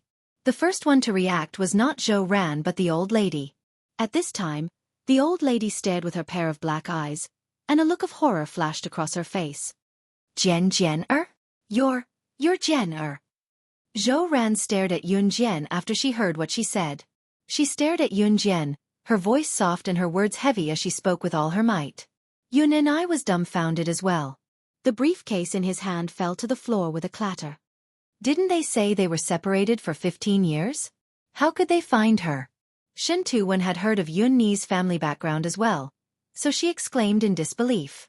The old lady's face was terrifyingly dark as well. Are you my elder sister? You're my Yun Jian Jie. Yun Mu was stunned. In the next second, she dashed to Yun Jian and threw herself into Yun Jian's arms. Sis.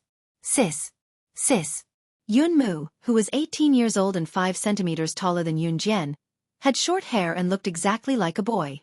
She cried with all her might, tears streaming down her cheeks despite not shedding a single tear for more than a decade. Yun Mu was only 3 years old when Yun Jian was separated from her. When her younger brother was kidnapped, Yun Ying was already in her teens. But Yun Jian was no longer around, so she was the elder sister. From the day her parents divorced, Yun Sheng cut off the long hair that she loved the most for more than 10 years. She swore that she would protect her mother like a boy. Be the pillar of the family. She wanted to protect her mother from being bullied. So she forced herself to live as a boy. After witnessing Yun Jian's skills at the Westgate Market, Yun Mu's face was full of envy. If she had such skills, she wouldn't have been bullied all the time. When she found out that Yun Jian was her biological sister and recalled the way Yun Jian had protected her, she burst into tears on the spot. She was also someone who had her elder sister protecting her. In response to the crowd's bewilderment, Yun Jian spoke calmly, I am. Just because you say so? What if it wasn't? How can you prove that you're Yun Jian who was lost 15 years ago? When the old lady heard that Yun Jian was her long-lost granddaughter, not only was she not agitated, she glanced at Yun Jian instead. To the old lady, other than boys, everyone else had nothing to do with her. Before Yun Jian came out of Zhou Ran's womb, the old lady was so nice to Zhou Ran that she looked like she was going to dig her heart out. When Yun Jian was born naturally and it was a girl, the old lady rushed home from the hospital in a huff and did not visit Zhou Ran again. When she found out about Yun Jian's identity, the old lady was not surprised at all. Instead, she loathed her even more. She must be my Jian-er. From the first time I saw her, I knew she must be. I can feel it. She's my Jian-er. Zhou Ran shuddered as the stack of bills in her hands fell to the floor. She rushed over to hug Yun Jian. Money was never as important as her child to Zhou Ran. Opening her mouth, Zhou Ran wanted to say something as happiness came too suddenly. She had thought about it countless times in her dream but she could not bring herself to say it when she saw Yun Jian. Can you call me Mom? Zhou Ran asked, looking up at Yun Jian. Yun Jian looked back at her. Just when Zhou Ran and everyone else thought that Yun Jian would not say it, she pressed her red lips together and said expressionlessly, Mom! What Mom? Stay away from the Yun family from now on. You even took my son's money. So what if you found your daughter? Don't expect mine to raise your daughter for you. You're the woman who lost my eldest grandson. Find my eldest grandson if you have the guts. The old lady pounced to pick up the bills on the floor and started lecturing with clicks of her tongue. Translator. Atlas Studios Editor. Atlas Studios. Chapter 2581. Translator. Endless Fantasy Translation Editor. Endless Fantasy Translation Translator. Endless Fantasy Translation Editor. Endless Fantasy Translation. Old Madam was afraid that when Yun Jian came back, Zhou Ran would ask her son for Yun Jian's living expenses. She also hated Zhou Ran for letting her grandson, Yun Zhu, whom she had painstakingly obtained, be abducted. Mom! Yun Ni shouted when she heard Old Madam's words. What's wrong? Did you rebel? Are you going to go against your mom for a woman who has nothing to do with you? Don't forget that you're going to marry Wen next month. Wen, isn't she? Old Madam did not wait for Yun and I to finish her words. She picked up the 100 yuan that had slipped from Zhou Ran's hands and stuffed it into her arms, as if she was afraid that someone would snatch it away. She glared fiercely at Yun Jian and Zhou Ran with her round eyes, as if she was afraid that Yun Jian and Zhou Ran would snatch the 100 yuan from her arms. Auntie, I suggest that we let her do a DNA test to know if she's Ni's daughter. After all, Ni is already a big shot in our company. We must always be on our guard. Shen Tuwen walked to Old Madam's side and held her hand as if she was following Old Madam's words. You're still calling me Auntie. You and Ni are going to get married next month. Call me Mom. Old Madam's attitude towards Shen Tuwen was completely different from Zhou Ran's. She patted the back of Shen Tuwen's hand affectionately and said. After that, she looked at Zhou Ran with deep hatred and said, Did you hear that? I want you to bring this person who claims to be your daughter to do a DNA test. Also, don't even think about getting a single cent from my family. Bang! Just after Old Madam finished speaking, Yun and I slammed her fist on a wooden table. Quang quang quang. The wooden table made a huge shaking sound. Following the shaking sound, Yun and I roared at Old Madam angrily and hoarsely. Enough! Do you think I can't see through my own daughter? Do we need to do a DNA test to see if she's my daughter? I never agreed to the wedding next month. Get married yourself. Other than Ran, I won't marry anyone else in my life. Get out. Get out. Get out of here. Yun and I was usually an honest person, and Shen Tuwen was also the reason why she liked Yun and I. If she married Yun and I in the future, with Ni's temper, Yun Ni's temper, she would be in charge of Yun Ni's way. Yun and I. Yun and I Old Madam, and was? Old Yun was?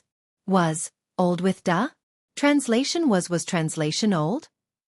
Was translation? Translation? Ha! You. Damned woman. Remember this. Don't think that I don't know how much money my borrowed from you. Should that money with Yun, should that amount, it at least money. If you don't return the money, I'll sue you in court tomorrow. Old Madam was so frightened by Yun Ni's scolding that she took a few steps back. Then, she looked at Zhou Ran and screamed like a crazy woman. 100,000? After Old Madam screamed like a lunatic, Yun Jian looked up. Her eyes were cold, and her lips moved slightly as she spoke. That's right. 100,000. Your mother won't be able to save this amount of money even if she works her whole life. You're still pestering. Or even after you're divorced. Your mother is the mistress. Old Madam glared at Yun and I. Just when Old Madam thought that Yun Jian would refute her verbally or be surprised that Zhou Ran owed her family so much money, Yun Jian's lips moved slightly. Oh, 100,000. In the next moment, everyone saw Yun Jian walk to the side and take the travel bag that she had left at the door. Then, in front of everyone, she unzipped the travel bag and turned it upside down. Everyone saw a large stack of US dollar bills falling out of the travel bag. At that moment, Yun Jian squatted down and picked up a stack of US dollar bills from the ground. She waved it at Old Madam and said expressionlessly, This stack of 10,000 US dollars is equivalent to more than 60,000 renminbi. I have 500,000 US dollars here, which is more than 3 million renminbi. Old woman, is that enough to pay you back? Translator. Atlas Studios Editor. Atlas Studios. Chapter 2582. The stacks of banknotes were dug out from the travel bag. Although they weren't red Grandpa Mao banknotes, none of the people present had ever seen so much money in their lives. At this moment, they were all shocked and stood rooted to the ground. The old lady's eyes widened. Her pair of black eyes darted left and right, back and forth. Her face looked as if she had eaten feces and instantly turned as white as ice. Enough. The old lady looked as if she had been possessed by a ghost as she walked towards Yun Jian. Her eyes were filled with the pile of US dollar bills in front of Yun Jian. Just as the old lady was about to reach Yun Jian in an obsessive manner, a cold smile appeared on Yun Jian's face. Yun Jian's lips curved slightly. Unknowingly, a lighter appeared in Yun Jian's hand. This scene made Shen Tuwen, the old lady, Yun and I, Zhou Ran, and Yun Ran's eyes widen in shock. What are you doing? What are you doing, child? No. The old lady rushed over like a lunge. However, Yun Jian was one step ahead of her. In front of the old lady, she burned the pile of US dollar bills to ashes. Just as the few people present held their breaths in shock and looked at the scene in front of them in disbelief, Yun Jian's cold voice suddenly rang out. Unfortunately, I won't give you a single cent of this money even if I burn it to ashes. So much money was burned to ashes by Yun Jian in an instant. The old lady and Shuntu Wen's expressions were the most interesting. It was equivalent to 3 million yuan in banknotes. It was money that they could never earn in their lifetime. Yet, it was burned by Yun Jian just like that. Oh, the money! The old lady was so angry at Yun Jian that her eyes rolled back and she fainted in front of everyone present. Sister! You're so domineering. Yun Lian clapped her hands and looked at Yun Jian with admiration. But sister, how did you get so much money? Yun Ran asked the question that Zhou Ran, Yun and Shintu Wen wanted to know. The money belonged to Yun Jian, and Yun Jian had been separated from them for 15 years. Therefore, Zhou Ran and Yun would not say anything about Yun Jian burning the money. After all, she was her biological mother. Yun had already helped the old lady up and rushed to the hospital. Shintu Wen also left. After Yun helped the old lady to the hospital and Shintu Wen left, Yun Jian said calmly, "It's fake." Puff. Sis, you still have the habit of carrying fake money with you. That old woman was scared out of her wits just now. I've long found her an eyesore. How infuriating. She deserves to be angered to death. Yun Lian laughed. Lian, I'm making dinner. Take Jian out for a walk. Zhou Ran looked at Yun Jian excitedly. I know, Mom. We'll go out for a walk. We'll be back soon. Yun Lian knew that Zhou Ran was going to make something delicious for dinner, so she pulled Yun Jian out excitedly. The residences in the slums were close to each other and the surroundings were messy. It was simple and ordinary, and some places even emitted an awful stench. Yun Meng took Yun Jian away from the slum and went to a school that was equally shabby but had a better environment in comparison. Sis, this is the high school I'm studying in. I'll take you there to take a look. It's Saturday today, and there's no one in school. Yun Ran addressed Yun Jian as her sister smoothly, hooking her arm around Yun Jian's as they walked into the shabby school. Right, sis. What have you been doing all these years outside? Yun Ran pulled Yun Jian through the school gate excitedly. She suddenly thought of something and turned to ask Yun Jian. Yun Jian's eyes glinted at Yun Ran's question. Under Yun Ran's expectant gaze she confessed, I am. Chapter 2583. Page 1/1. Yunjing. It's you. Before Yun Jian could say anything, a male voice came from the entrance of the tiny high school. Upon hearing this, Yun Jian glanced sideways. Then, he saw 3 groups of more than a dozen boys walking over with basketballs. The boy who spoke was the one at the front of the group. He had short hair and was wearing a basketball jersey. He was about 1.85 meters tall. He wasn't the most good-looking among the group of boys, but he was the type that was very pleasing to the eye. Following behind these boys was a group of infatuated girls. Even if this high school wasn't famous, there would always be good-looking boys and girls. This was inevitable. Zhou Qiong, are you guys practicing basketball here again? Yuning looked at the boy and asked. Yun Jian could clearly see Yun Yao blushing slightly when she asked Zhou Qiong a question. Yes. Do you want to come along? Zhou Ming seemed to treat Yun Mu as a boy. He walked over and placed his hand on Yun Mu's shoulder in a very natural manner before asking. As he spoke, Zhou Qiong saw Yun Jian. He nodded and smiled at her before asking Yun Jian, Who is this? I've never seen him before. That's her elder sister. Yun Mu rushed to reply. As she spoke, Yun Mu's face was filled with happiness. Your sister? Your sister is back? Haha, I really wish you all the best.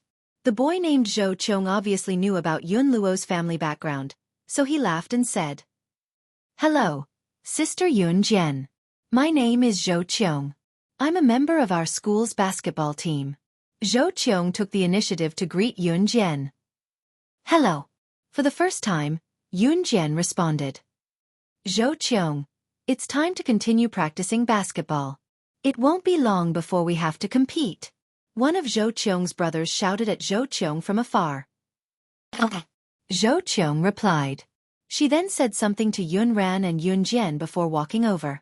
Yun Jian accompanied Yun Yao to watch Zhou Qiong and the others practice basketball for half an hour. At 6 o'clock, the sun was about to set. Zhou Qiong wiped the sweat off his face with his clothes and walked to Yun Yao's side. Yun Mu was holding a kettle in her hand, knowing that she had prepared it for Zhou Qiong. Zhou Qiong, I've prepared some water for you. Just as Zhou Qiong was about to reach Yun Yao, a girl suddenly spoke up. As she spoke, the girl handed her water bottle to Zhou Qiong. Yun Han, why are you fighting with me over the water? You're not a girl. What if people see you handing water to Zhou Qiong and think you're a girl? The girl glanced at Yun Mu with disdain before passing her water to Zhou Qiong before Yun Mu could. No need, I'm not thirsty. Seeing this, Zhou Qiong smiled awkwardly. Actually, it was not that Zhou Qiong was not thirsty, but he did not want to make things difficult for Yun Yao. All right. Hearing this, the girl put the water back. The girl's name is Wan Yu Yu. Bro, I'm here. Guess what I found for you? At this moment, a boy walked over mysteriously with a pile of things. What's that? Why are you acting so mysterious? Someone sat on the steps and asked while drinking water. It's a gun. One of my brothers stole it from home. I heard that it was used during the war in the last century. The parts are all scattered now, but you can admire it. The boy walked to the front of the crowd and showed the parts in his arms to everyone. Seeing this, everyone surrounded him. When these parts are put together, it's the gun that's often shown in movies. Wan Yu Yu, the girl who was fighting with Yun Ran over the water bottle, looked at the parts in the boy's arms in amazement. Yeah. Just by looking at these parts, I can't tell what kind of gun it is. The boy holding the parts nodded when he heard Wan Yu Yu's words. Just as everyone was looking curiously at the parts in the boy's arms, a beautiful girl's voice suddenly sounded. The meaning of her words was like a thunderbolt that struck everyone on the spot and made them stare fiercely. This is a Type 64 handgun, the first handgun developed by Country Z. It was designed in 1964 and produced in 1980. It's a more ideal weapon for individual self-defense. Top reading website, M. Chapter 2584. Yun Jian's voice reverberated throughout the hall. Everyone was stunned when they heard what she said. Everyone slowly turned their heads to look at Yun Jian.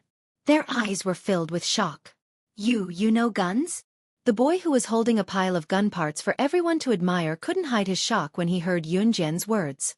Wan Yu Yu, the girl who had fought with Yun Jian to pass water to Zhou Qiong and said that Yun Jian was a man. She also looked at Yun Jian in shock. The girls present were all good-looking. Yun Jian was the most outstanding among them. Everyone was a high school student who had never been out of the city and didn't have many distracting thoughts.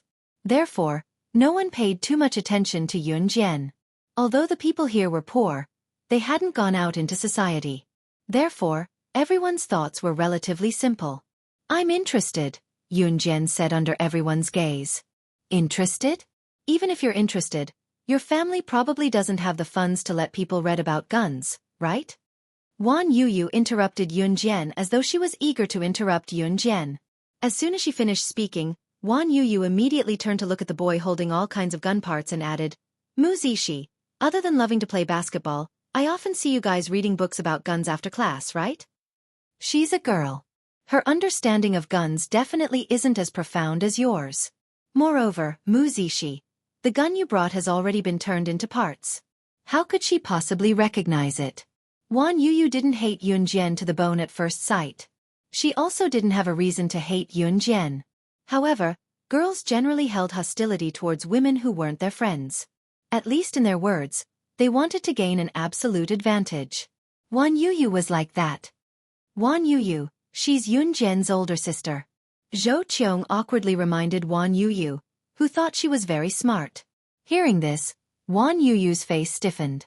That's right, she actually forgot that Yun Jian didn't grow up with Yun Mu. Yun Han's elder sister had been separated when she was 5 years old. This was something that everyone knew. If that was the case, then what she said just now would not be valid. Now, no one knew where Yun Jian had gone and what she had done in the past 15 years. Cough. We only know the basics. Later, my brother will come over. My brother has a deep understanding of handguns. He can answer whatever we don't understand. I got this gun from one of my buddies. I want to show it to everyone first. She broke the awkward atmosphere as he opened his mouth and laughed. Actually, no one believed what Yunjian said. After all, she was a girl. Would she really be interested in guns? But other people were not like Wan Yu, speaking so firmly. Yunjian naturally saw it, but she didn't say anything else after saying that. Obviously, she didn't care about what others thought. Sister, I believe you. Yunmu suddenly leaned over to Yunjian's ear and whispered. Yunjian heard this and looked up at Yunmu. The moment Yunjian looked over, Yunmu winked at Yunjian.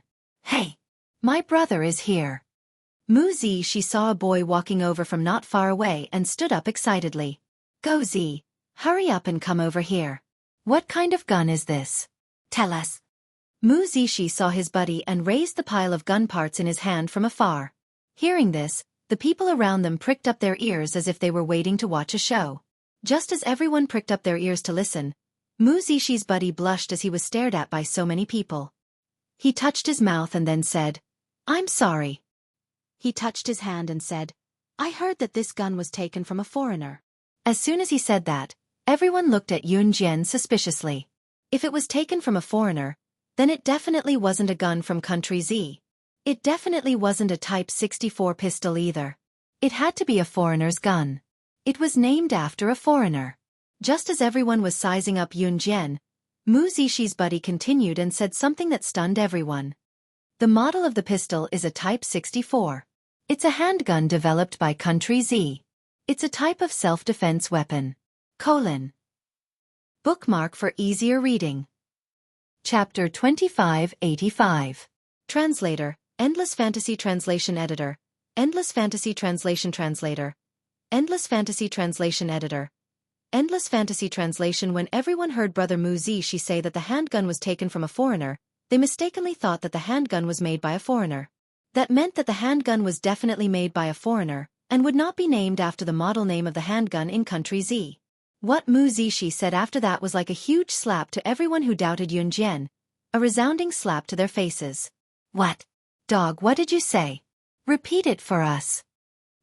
She heard his brother's words and his face suddenly changed. He looked at his brother and said loudly. She's heart was filled with a huge question mark. He frowned slightly and swept his eyes across the scene. He was stunned for a moment before he said, I said that the model of this gun is a Type 64 handgun that was developed by country Z? What? Did I say something wrong? Just as She's brother finished speaking, She had already jumped down the stairs and walked towards Yunjian. At the same time, She lightly spoke to Yunjian. F*CK. You really know guns. Awesome. Just look at these scattered parts and you can recognize the model of the gun. I almost thought that you were in the military. After She's words, his brother finally understood what was going on. She's brother stared at Yunjian in shock as well and spoke to her in front of the stunned crowd. Brother Yun, you're the one who's being bullied. I have studied guns for so many years. This gun is scattered and I can't even recognize the model of the gun at a glance. May I ask, how did you recognize the gun at a glance? She's brother was called Jing Cheng. He was a very casual person. Usually, other than understanding his own hobbies, he didn't like to talk to others. If he was asked a question in public, he would blush. Now that he heard She's words and knew that Yunjian was able to recognize the type of pistol with just one glance, Jing Cheng's interest was immediately piqued. He rushed to Yunjian as if he had picked up a bargain. In fact, it was not only the surrounding people who wanted to know the answer to this question. Even Yunmu was filled with doubts. What had happened to her sister, Yunjian, in the past 15 years? She guessed it by chance, right? Wan Yu still didn't believe it. She glanced at Yunjian and was silent for 2 seconds before speaking. Sure enough, after Wan Yu said this, Yunjian said, It's just a feeling. Did he recognize the model of this pistol just by feeling? To put it nicely, he recognized the pistol based on his intuition. But to put it bluntly, wasn't it just a coincidence? Wan Yu spread her hands and made an expression that said, Look, that's the truth. Wan Yu lived in the poorest slums of Tsuzhou. She was also a frog at the bottom of a well. She didn't know much about pistols and naturally didn't know that there were many types of pistols in the world. For someone who didn't know much about pistols, it was simply a fantasy if you blindly guessed the type of pistol. If someone who didn't know much about pistols guessed it one day, then congratulations. You could immediately buy a lottery ticket and win the 5 million grand prize. Coincidence? You don't know how many types of pistols there are in the world. Jing Cheng argued with Wan Yuyu. Then, when Wan Yuyu's expression changed, he asked Yun Jian again, "Then how did you recognize the model of the pistol by feeling? Can you teach me?" When Jing Cheng spoke to Yun Jian again, he had already changed the way he addressed her from you to you. Who knew that after Jing Cheng asked this, Yun Jian would lightly pat her pants that were stained with dust from sitting on the steps and pull Yun Mu down the steps. Everyone thought that Yun Jian didn't plan to pay attention to Jing Cheng and was about to leave. But who knew that when Yun Jian walked halfway, she suddenly turned around. Her beautiful eyes flashed sharply, but she only left Jing Cheng with a sentence that everyone present didn't quite understand, but they trembled from head to toe. One day when you have no choice but to hold all kinds of guns in your hands and fight enemies, you will naturally be able to recognize the type of gun by feeling. Translator. Henyi Translations Editor. Henyi Translations. Chapter 2586. Zhou Ran's sister-in-law came to visit. Yun Jian's words were very subtle, giving people a feeling that they didn't fully understand what she meant. However, if one thought about it carefully, what she said was not difficult to understand. The knowledge learned from books was far less clear than the knowledge gained from an hour of actual operation. For example, if you were to learn English from books for 6 years in primary school, 3 years in middle school, and 3 years in high school, a total of 12 years of learning, it would definitely be better than throwing you into an English-speaking country for 2 years. All of Jing Cheng's knowledge of firearms came from books. This kind of knowledge could at best be regarded as rote memorization. What Yun Jian meant was the actual operation.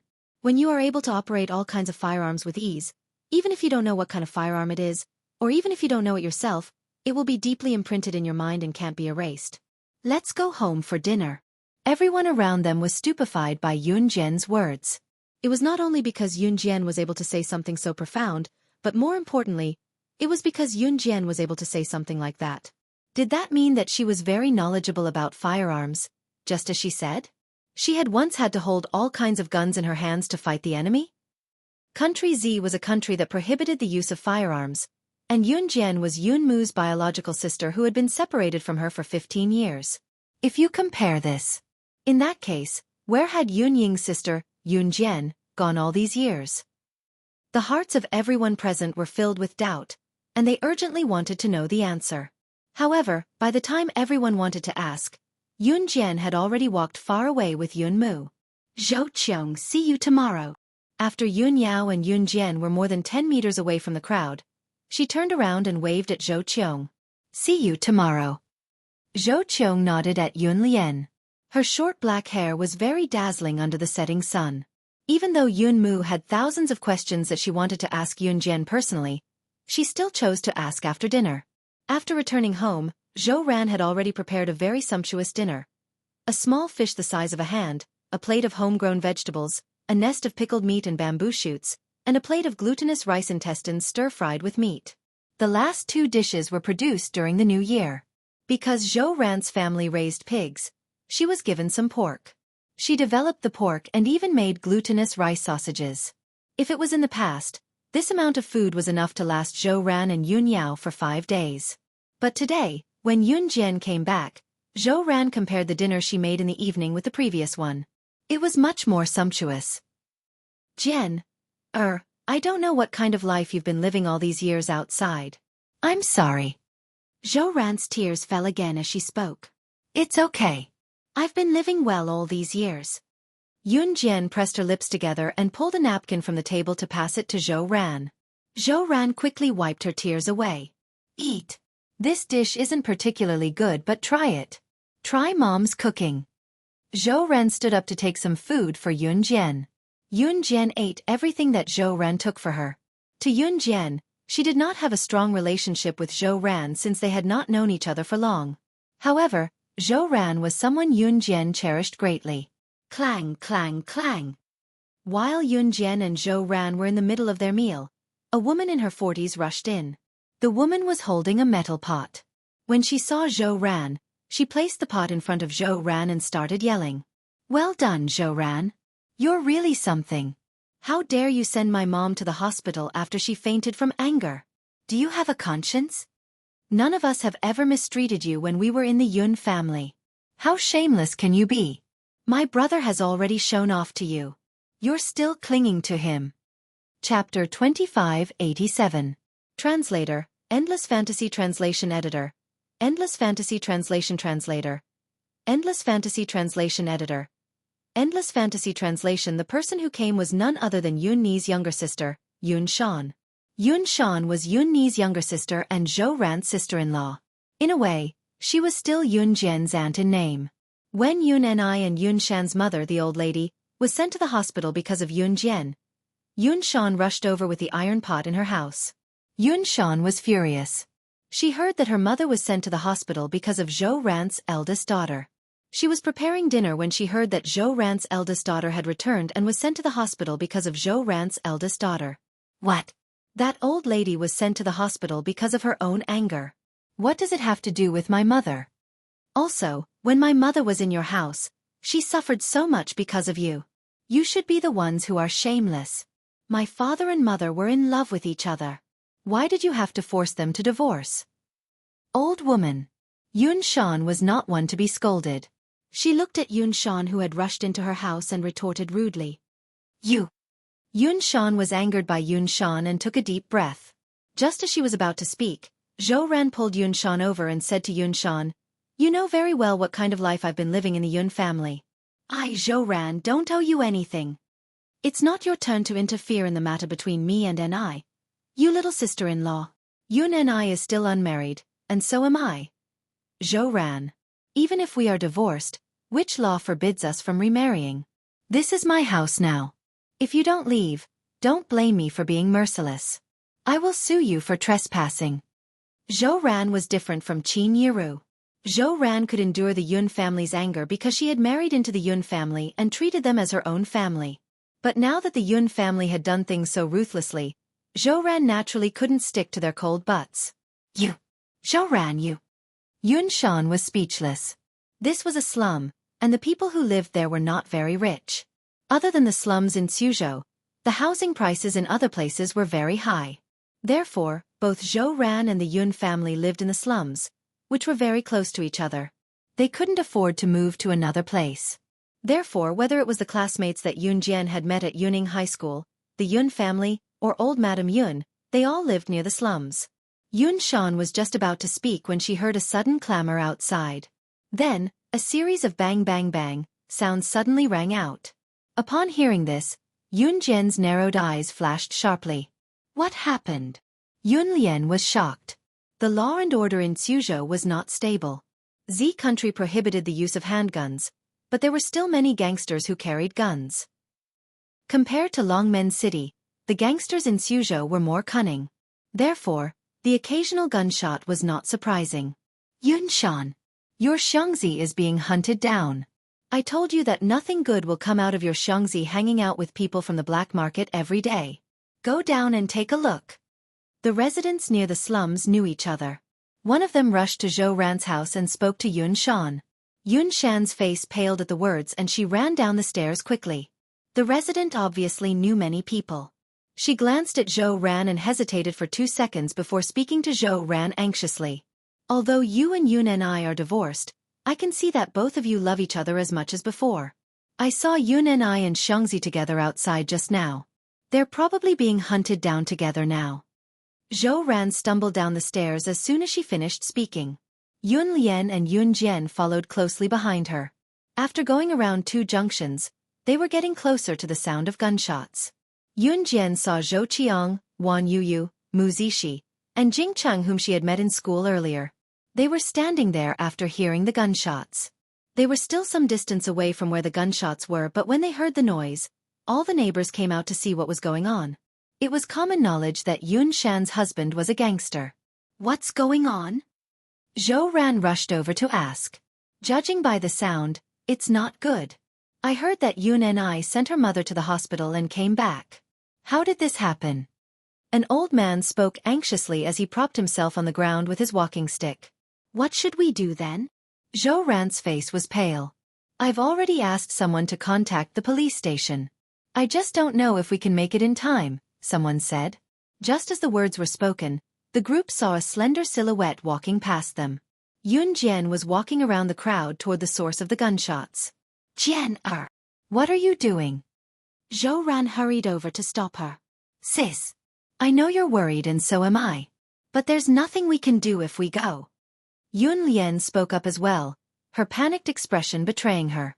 Just when everyone thought that Yun Jian was frightened by the incident, they saw Yun Jian pulling out a shiny silver pistol from her waistcase right in front of Zhou Qiang, Wan Yuyu, Mu Zixi, Jing Cheng, and everyone else.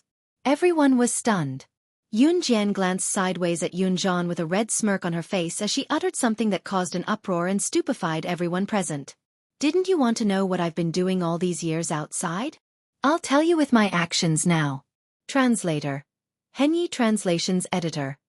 Henyi Translations. Chapter 2588. As soon as Yun Jian finished speaking, she stood in front of everyone.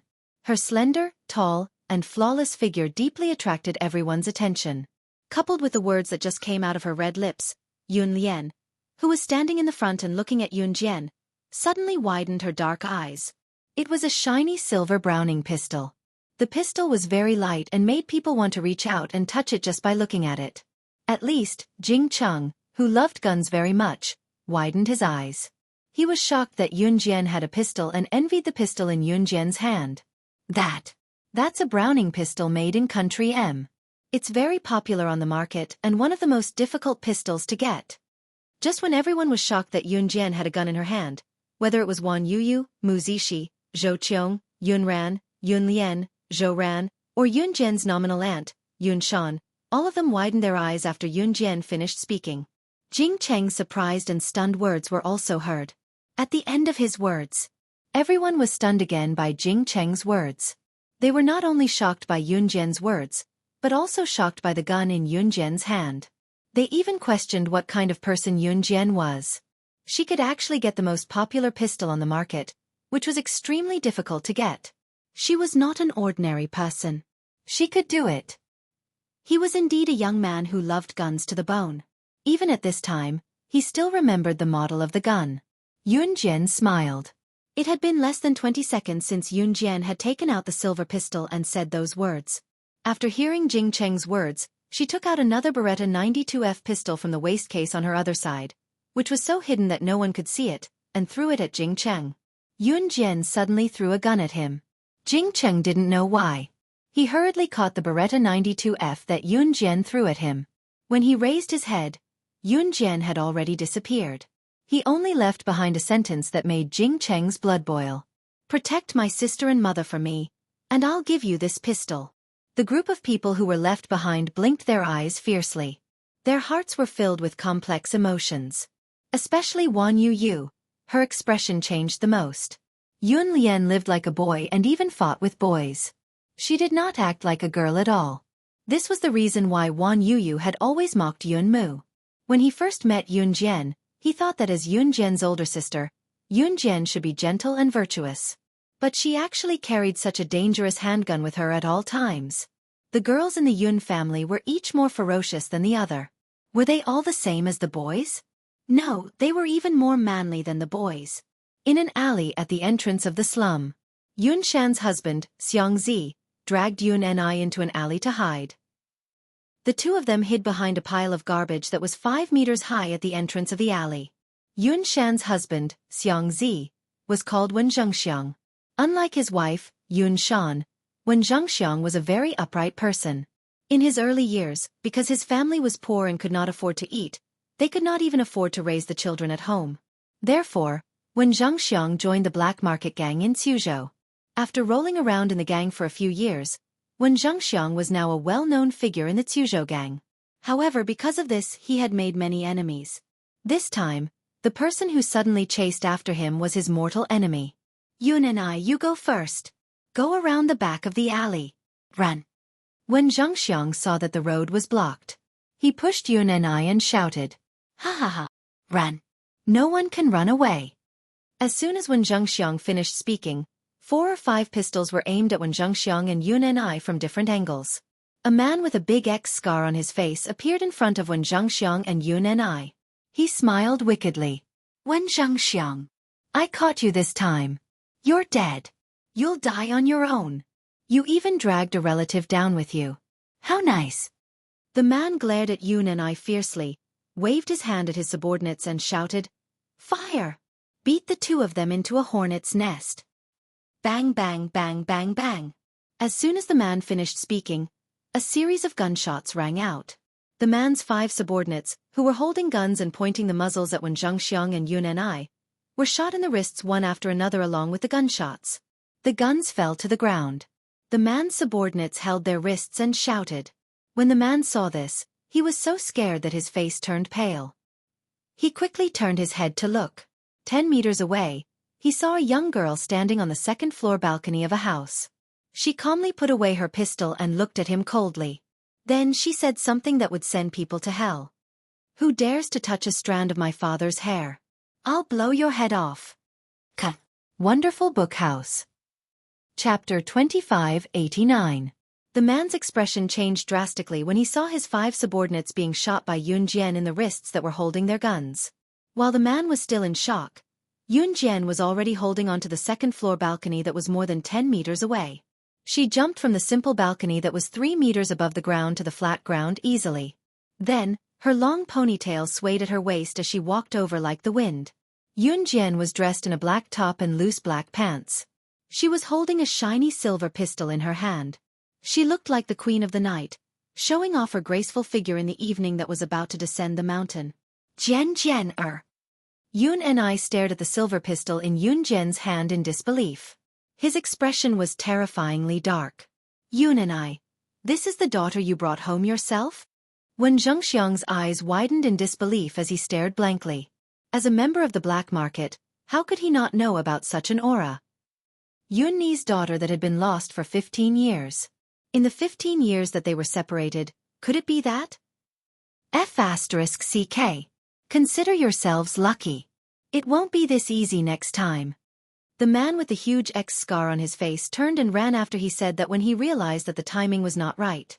When his subordinates saw this, they also chased after the man with the big X scar on his face. Wen Zhengxiang and Yun and I breathed a huge sigh of relief when they saw this. Yun and I, your daughter is amazing. If it wasn't for your daughter, we... Wen Zhengxiang held his arm that was grazed just now and told Yun and I. However, just as he said that, bang! A gunshot that startled the birds on the telephone pole and sent them flying away suddenly rang out when Wen Zhengxiang was halfway through his conversation with Yun and I.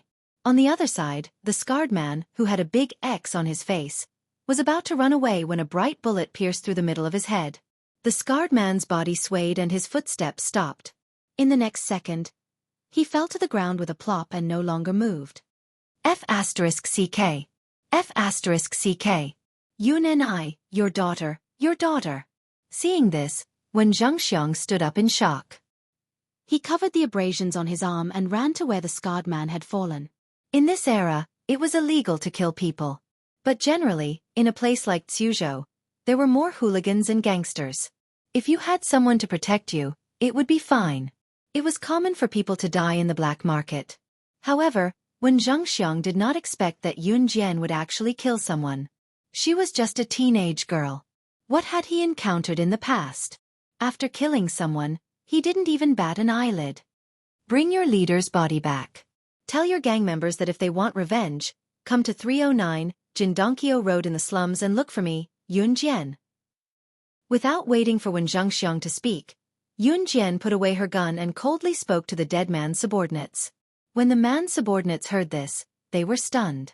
In the next second, they lifted the man's body and left as if they were fleeing. It was only when everything quieted down that Wen Zhengxiang looked at Yun Jian.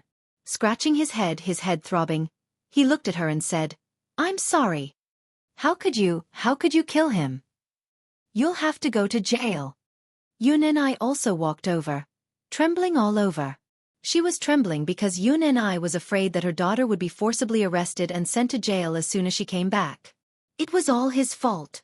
It was all because he, as a father, did not do his duty and did not educate her properly. Yun and I also scratched her head. Just as Yun and I and Wen Zhengxiang looked anxious, Yun Jian suddenly spoke. Her words were still as cold as ice. You have to dig up the roots to cut the weeds. He deserved to die.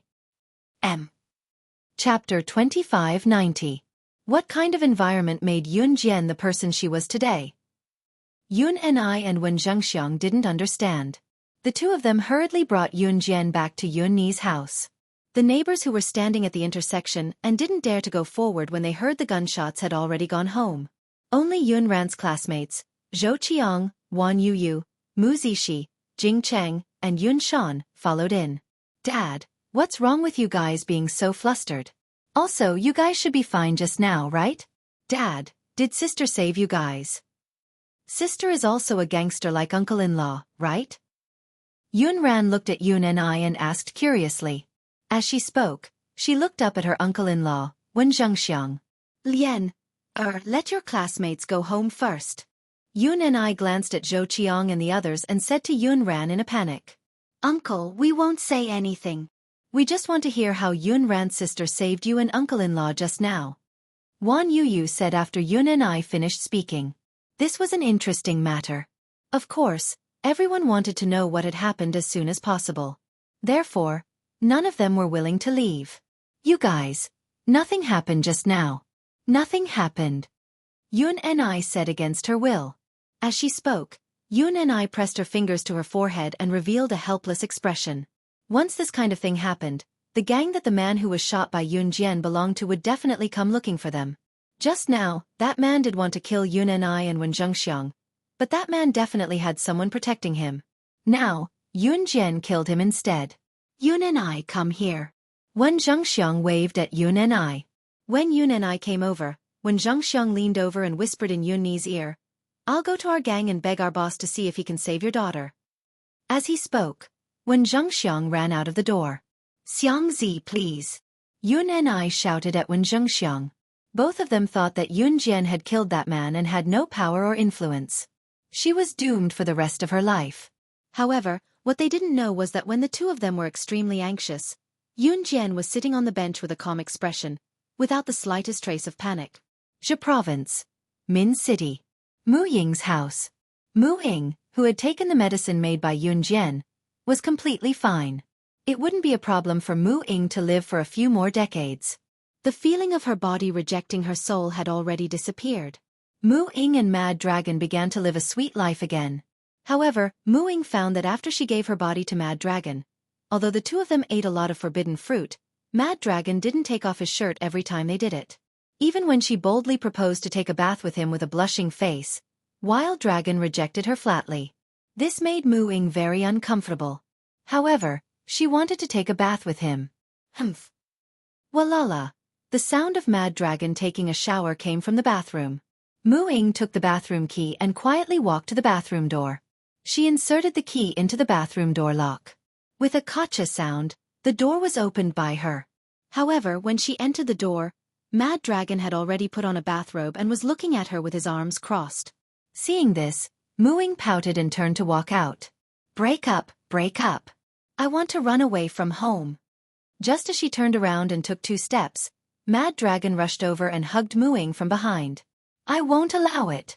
Even if you die, you can only die in my arms. Mu Ying took advantage of the moment when Mad Dragon reached out and hugged her back to pull off the tie on Mad Dragon's bathrobe. She turned around and looked at Mad Dragon's upper body with a look of success on her face. However, what she saw were deep and shallow marks that were obviously imprinted not long ago. It looked like a chest that had been deliberately tortured. The wounds were shocking. Wonderful Book House. Com. Chapter 2591. These marks and wounds were all left by Mad Dragon when he learned about Mu Ying's physical condition and asked the perverted doctor's son for medicine. The perverted doctor's son burned them with iron and branded them. Even a thick-skinned person would not be able to withstand this kind of punishment that was similar to ancient torture. But Mad Dragon endured it for the sake of his beloved woman. He could have avoided this punishment. With Mad Dragon's own strength, he could have beaten the perverted doctor's son hundreds of times. But for Mu Ying, he did not say a word and forced himself not to use his strength to endure this punishment. This is. Mu Ying saw the scars on Mad Dragon's chest and instantly burst into tears. She carefully stroked Mad Dragon's chest and said with a flustered expression, This This is the medicine UNS asked for me last time? Mu Ying was very smart and hit the nail on the head with one sentence. But just as Mu Ying finished speaking and her tears were about to flow out of her eyes again, Mad Dragon suddenly bent down and kissed her eyes, kissing away the tears that were about to flow out of her eyes.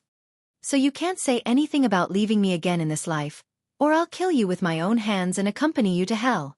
Even if he went to hell, he, Mad Dragon, would never let go of her hand. She could only be his woman. If not, then they would go to hell together. Hey Province, Suzhou. Wen Zhengxiang, who had hurriedly ran to find his gang's boss, returned to Zhou Ran's house.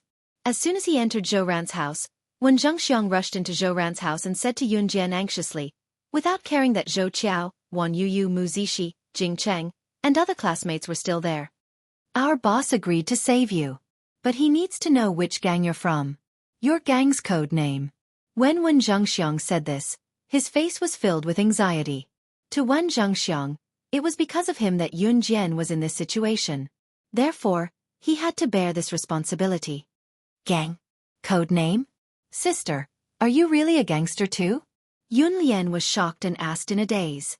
Ever since Yun Jian had said to Yun Mu before she went to save people, "Don't you want to know what I've been doing all these years? I'll use my actions to tell you." Whether it was Yun Mu or everyone present, they all thought that Yun Jian had been involved in the underworld all these years. Now that when Zhengxiang asked Yun Jian this question, everyone present was even more convinced of this point. Gangsters at such a young age? So powerful. When Mu Zishi heard this, he was somewhat stupefied. Although they didn't know what Wen Zhengxiang meant when he said that he wanted to save Yun Jian, everyone's attention was now diverted to Yun Jian's identity. Seeing that Yun Jian didn't speak for a long time, Wen Zhengxiang immediately spoke. Our gang is a reputable gang in Country Z. Our position in the entire Country Z's gangs is already in the top 15. Although there's still a huge gap between us and the #1 Falcon Hall, we'll protect you. Absolutely no problem. The #1 gang in Country Z was Falcon Hall, which was now under the control of Su Zetian. Speaking of Falcon Hall, it was practically a legend. The boss of Falcon Hall was an unfathomable woman, and the current person in charge of Falcon Hall, Su Zetian, was a very powerful person. Wah! Yun Han, your uncle-in-law is actually a member of such a powerful gang. After hearing Wen Zhengxiang's words, Jing Cheng exclaimed to Yun Mu. Amazing. Wan Yuyu couldn't help but be stunned. On the other hand, Wen Zhengxiang's gaze was fixed on Yun Jian. Just when everyone thought that Yun Jian wouldn't speak, or that she would reject Wen Zhengxiang's claim that she was from a gang, Yun Jian suddenly said, "Do you really want to know?" Yes. Because only by knowing this will our gang's boss be willing to send people to protect you. Wen Zhengxiang said solemnly. Everyone's gaze shifted to Yun Jian. At this moment, Yun Jian's red arc rose. She saw that Zhou Ran, Yun Ni, and Yun Mu were all looking at her with expressions that said they wanted to know what she had been doing all these years. Pursing her red lips, Yun Jian spoke coldly in front of everyone, but her name was like a sudden tsunami that swept through everyone's hearts. The gang I'm in is called Falcon Hall. Code name: Rakshasa: Bookmark for easier reading. Chapter 2592. Page 1/1. Everyone sucked in a deep breath when they heard Falcon Hall. Yun Jian was actually from Falcon Hall. It was no wonder that she possessed such strength. Falcon Hall was indeed a legendary gang. A young girl of Yun Jian's age could be trained to such an extent. Everyone's eyes widened and their jaws dropped when they realized that Yun Jian was actually from Falcon Hall. After all, not everyone could join a gang like Falcon Hall just because they wanted to. If the 3 words Falcon Hall had led the crowd to believe that Yun Jian had joined Falcon Hall and become an insignificant figure, it would have been the truth. Then the 2 words Rakshasa at the back smashed everyone's heads hard, causing everyone present to be stunned on the spot, unable to react for a long time. What did you say? Wen Zhengxiang couldn't help but roll his eyelids. He stared at Yun Jian in disbelief, then asked loudly and sharply. Wasn't Rakshana the woman who led Falcon Hall to become the #1 gang in Country Z in just a few years? Wasn't she supposed to be a legendary young woman in her 30s? What's wrong? How could he be so much younger than what the legend said? Mu Zishi was also looking at Yun Jian in astonishment. He licked his dry lips, completely losing his composure in front of his classmates. Obviously, There were many gangs in Suzhou, and the security there was not very good. Therefore, the people in Suzhou were more gangsters, especially those who lived in the slums. They were completely different from Qin Yiru and the others who lived in Xinjiang town in Longmen City. Everyone knew about these gangs. Mu Zishi looked at Yun Jian's back in front of him. Just as he was about to shout, he saw Yun Jian slowly turn around. Her high ponytail flowed naturally, giving off a cool and forthright feeling. All around, the silence was frightening. Yun Ni, Zhou Ran, and Yun Mu were so shocked that their faces trembled slightly. Yun Shan was pale with fright. Wen Zhengxiang's expression changed slightly, but he was also slightly stunned. As for Yun Mu's classmates, Zhou Qiang, Wan Yuyu, Mu Zishi, and Jing Cheng, they were stunned when they heard that Yun Jian was the nationally renowned boss of Falcon Hall at such a young age. After a while, Yun Jian, who stood in front of everyone, turned slightly, her lips curling into a stunning red arc as she nodded without denying it. That's right. Falcon Hall is mine. 10 minutes later, Yun Jian sat on one of the few benches in Zhouran's house, surrounded by a dozen pairs of eyes. God, I can't believe it. Falcon Hall was founded single-handedly by Yun Ai's sister. Zhou Qiong scratched her short hair and asked Yun Jian in astonishment. The legendary boss of Falcon Hall, Luo Sha, is a woman whose talent, strength, and looks are on par with hers. Looks like she really lives up to her name. Mu Zishi adjusted his glasses on the bridge of his nose and said knowledgeably. I was worried for nothing. Wen Zhengxiang said with a smile as he wiped the sweat from his forehead that he had just been scared out of. Yun Jian ignored everyone's shocked gazes. She stood up and scanned the surroundings. Then, her gaze landed on Yun Ni, Zhou Ran, and Yun Mu. She said, I can't tell you everything that happened in the past 15 years, but since I'm back, I won't let you live like that anymore. I bought a villa worth 30 million yuan in the modern villa forest on the outskirts of Suzhou. Take it as my gift to you. Translator. Atlas Studios Editor. Atlas Studios. Chapter 2593. Translator, Endless Fantasy Translation Editor. Endless Fantasy Translation, page 1/1. The poorest people in Suzhou lived in the slums. The wealthiest people in Suzhou lived in the modern villas in the suburbs. One would have to be worth at least 5 million yuan to move to the modern villas in the suburbs.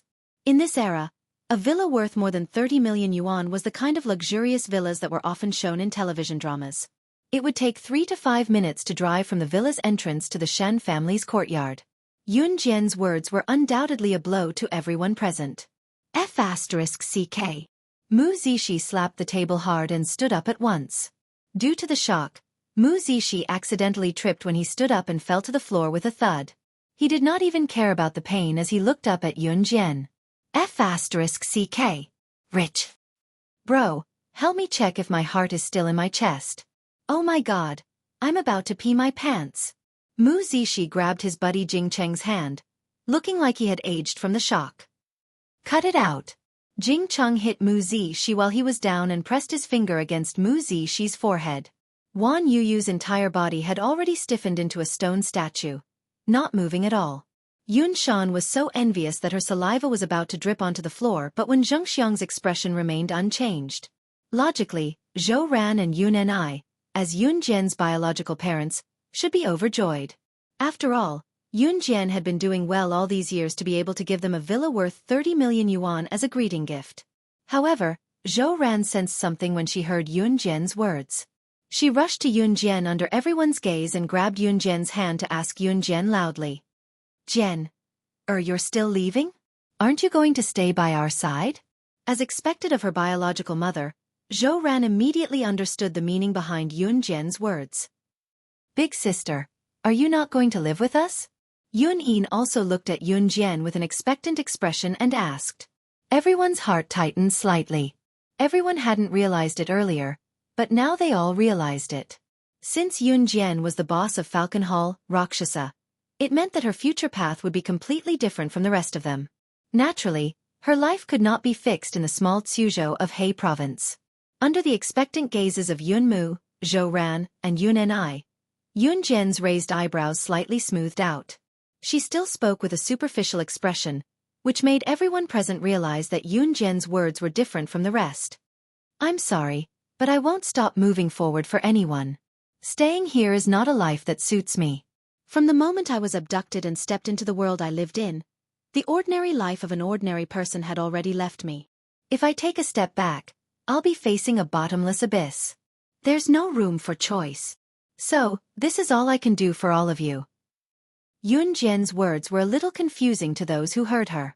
Yun Jian's identity as the boss of Falcon Hall, Rakshasa, was destined to be extraordinary. In spite of it, the group understood the other meaning behind Yun Jian's words. Could it be that her identity was far more than that? They could not help feeling doubtful. Just as they were feeling doubtful, Yun Jian, who was sitting on the bench in front of them, stood up. Her red arc slightly pursed, and under everyone's gazes, she continued to speak to Yun Ni, Zhou Ran, and Yun Lian, saying a sentence that caused everyone to boil with anger. Back then, my younger brother was abducted because of me. Those people kidnapped him to threaten me in order to control me. Translator. Endless Fantasy Translation Editor. Endless Fantasy Translation. Chapter 2594. Originally, Yun Ni, Zhou Ran, and Yun Mu were still grieving over Yun Jian's unwillingness to live a normal life with them.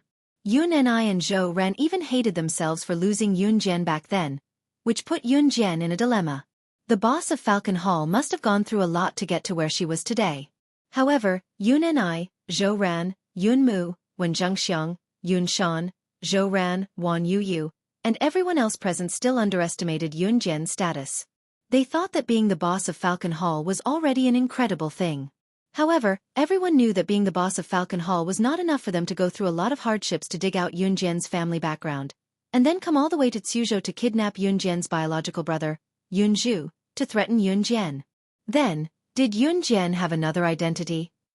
Wen Zhengxiang widened his black eyes and stared straight at Yun Jian. What? Xueqi. After hearing Yun Jian's words, Zhou Ran recalled how Yun Zhu was deliberately captured. She never thought that her son was kidnapped because of her long-lost daughter. Before Zhou Ran could voice her doubts, an unpleasant voice that was hoarser and coarser than a rooster's voice came first. What? My precious eldest grandson was lost because of a woman like you who can't even grow a beard. The voice was almost roaring. Judging from the unpleasant voice, it was hard to tell whether the voice belonged to a man or a woman. Yun Jian glanced over and saw her nominal grandmother, who had fainted because of Yun Jian's anger, rushing into the room. She was also cursing in the local language, which was extremely unpleasant to hear. The old lady hated Yun Jian because Yun Jian was her granddaughter. As soon as she entered the room, the old lady happened to hear Yun Jian say that her bastard grandson was lost because of Yun Jian. Therefore, the old lady's disgust for Yun Jian instantly exploded to the freezing point. When the old lady entered the room, everyone in the room saw that there were many people following behind her. When Zhou Ran saw the group of people following the old lady, her expression changed. You better make yourself clear. How is it because of you that my grandson was lost? Give my grandson back to me. Otherwise, the Yun family will not let you off. The old lady glared fiercely at Yun Jian with bulging eyes. Behind the old lady were all the aunts and aunts of the Yun family. Everyone who had anything to do with the Yun family was here. Everyone lived in the slums, so even the commoners had formed cliques.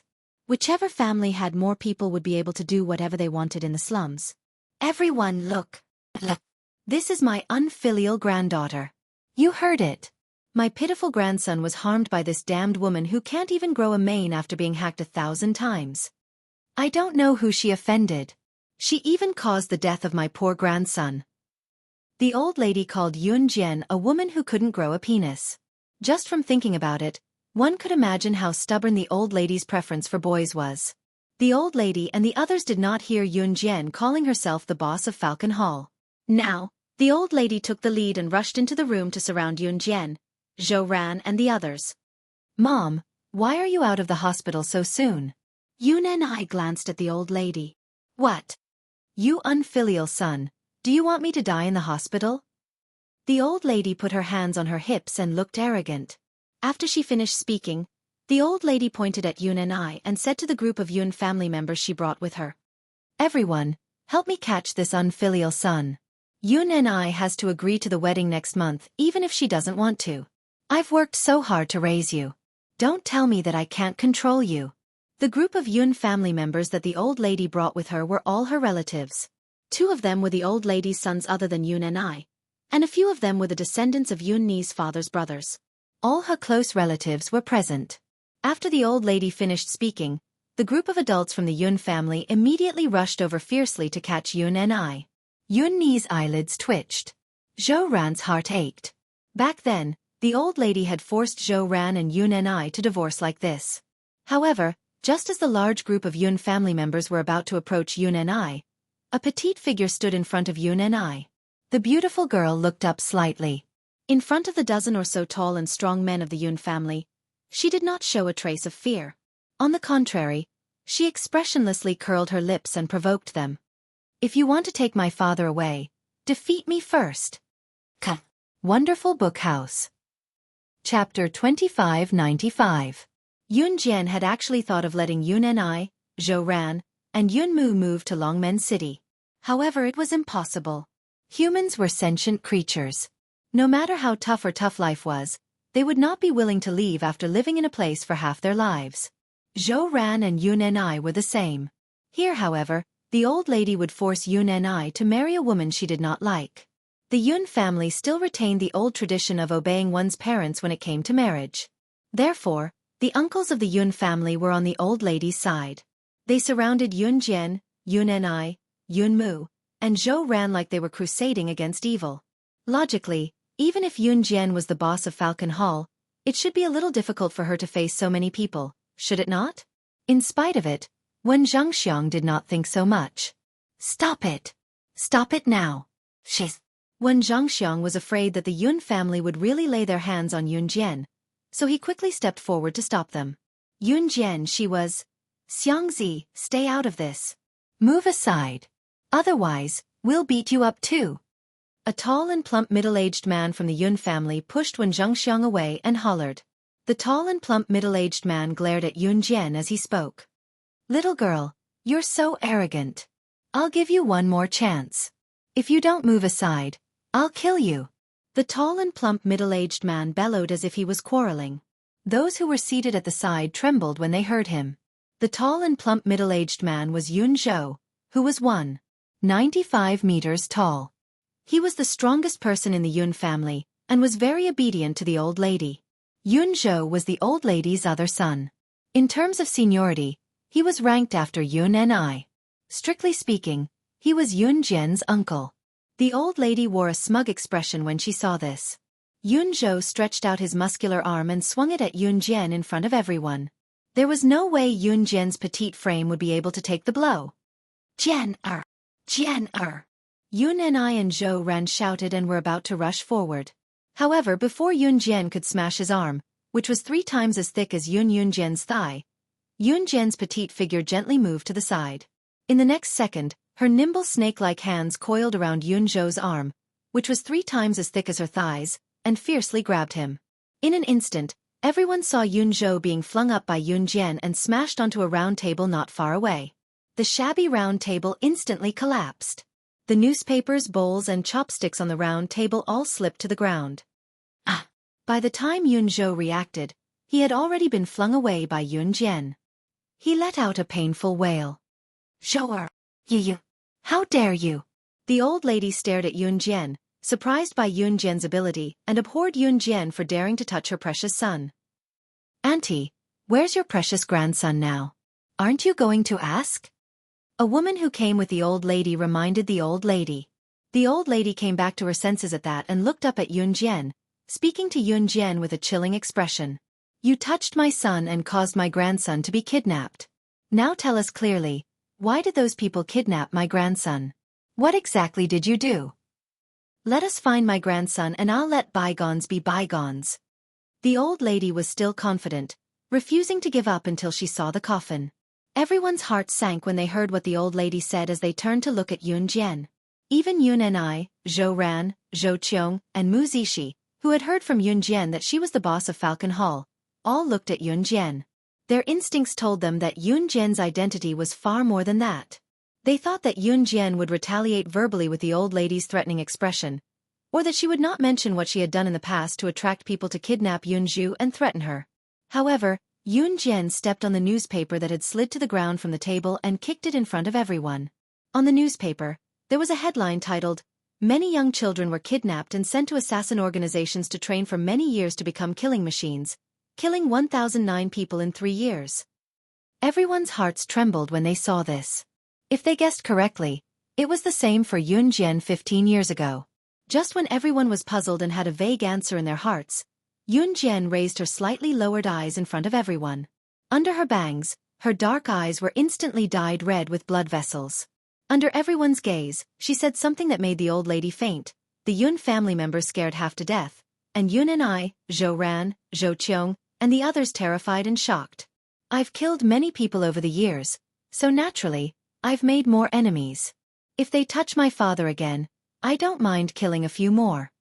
After all, the number of people I've killed is much more than the number of third-rate assassins in this newspaper." Wonderful Book House. Com. Chapter 2596. Translator, Endless Fantasy Translation Editor, Endless Fantasy Translation, page 1/1. After all, the number of people I've killed is much more than these third-rate killers in the report. The last sentence left Yun Jian's red arc quietly. The old lady, who was originally full of murderous intent towards Yun Jian, Yun Zhou, who was grabbed by Yun Jian and smashed the round table, and more than 10 people in the Yun family, including Yun and I and Zhou Qiong, all looked at Yun Jian, who was emitting a gloomy aura from head to toe. Their hearts couldn't help but tremble slightly. Yun Jian's words were clearly flat without any ups and downs, but the meaning in her words was extremely frightening. When Yun and I heard this, he rushed forward and reached out to grab the newspaper that Yun Jian had kicked in front of the old lady and the dozen people in the Yun family. His hands trembled like a spring as he read the headline of the big news in the newspaper with a trembling voice. "Have you ever seen a killing machine more powerful than the killer agents in the movies?" According to the confession of the 10 killers who were arrested 9 years ago, they were abducted into the killer organization and underwent inhumane training with thousands of children. In the end, there were only 20 killers left. They went on missions for 3 years and killed a total of 1,009 people. It is reported that more than half of the children who were abducted more than 10 years ago were sent to the killer organization. When he read this, Yun and I looked at the news report in the newspaper and couldn't continue. Coupled with Yun Jian's confession just now, in these years she... Plop! The old lady was so frightened that she sat on the ground. Everyone in the Yun family avoided Yun Jian as if she were a tiger. Zhou Qiong, Wan Yuyu, Mu Zixi, Jing Cheng, and the others were pale. Zhou Ran's expression was the same as Yun Ni's and Yun Mu's. There wasn't much change in her expression. "Call the police, call the police." The old lady sat on the ground, her eyes blank. She trembled as she turned over and crawled out of the door. The meaning of Yun Jian's words wasn't obvious. However, everyone present could tell what he meant. In the 15 years that she was abducted, she was probably abducted into the killer organization. How could someone who could survive in the killer organization be weak? When the old lady heard that Yun Jian was an assassin from the killer organization, she was already scared half to death and crawled out of the door. Unfortunately, she didn't know that Yun Jian was the king of the killer agents. "Ha! Call the police?" Everyone suddenly heard these 3 words from Yun Jian's words. Yun Jian's voice, Yun Jian's voice, Yun Jian's, the old lady's, and crawled out of the door. Just as the old lady was just when the old lady, the old was just right just the old lady and the dagger translation translation, translation. Translation translation translation translation translation translation. En translation translation Lu Yu translation translation translation translation translation translation translation translation translation translation translation translation as translation is translation to translation. The old lady straightened her body, rolled her eyes, and felt a chill down her spine. Before everyone could react, Yun Jian had already come to the old lady's side. She pressed a small blade against the old lady's chin and used the cold blade to lift the old lady's chin, forcing the old lady to look directly at her. Under everyone's stare, she curled her lips and said strangely, "Who do you want to call the police? I know a lot of people in the army. Do you want me to introduce you?" The old lady was so frightened that she could only use screams to make up for her fear. She never thought that Yun Jian would know people in the army. Moreover, when the cold blade was pressed against her chin, the old lady felt her entire body tremble in fear. The others didn't dare to make a sound. Everyone present had already silently agreed that Yun Jian didn't admit or deny her identity. To them, this Yun Jian was quite dangerous. The old lady was so frightened that she rolled on the ground. In addition to using words to provoke her, Yun Jian also hypnotized the old lady to make her even more emotional. Seeing that the old lady couldn't stop trembling crazily, Yun Jian stood up from her half-squatting position. Her lips curled into a red arc as if nothing had happened. She pursed her lips and smiled at everyone as if nothing had happened. It seems that my dear grandma is too excited because my dad and mom are about to remarry today.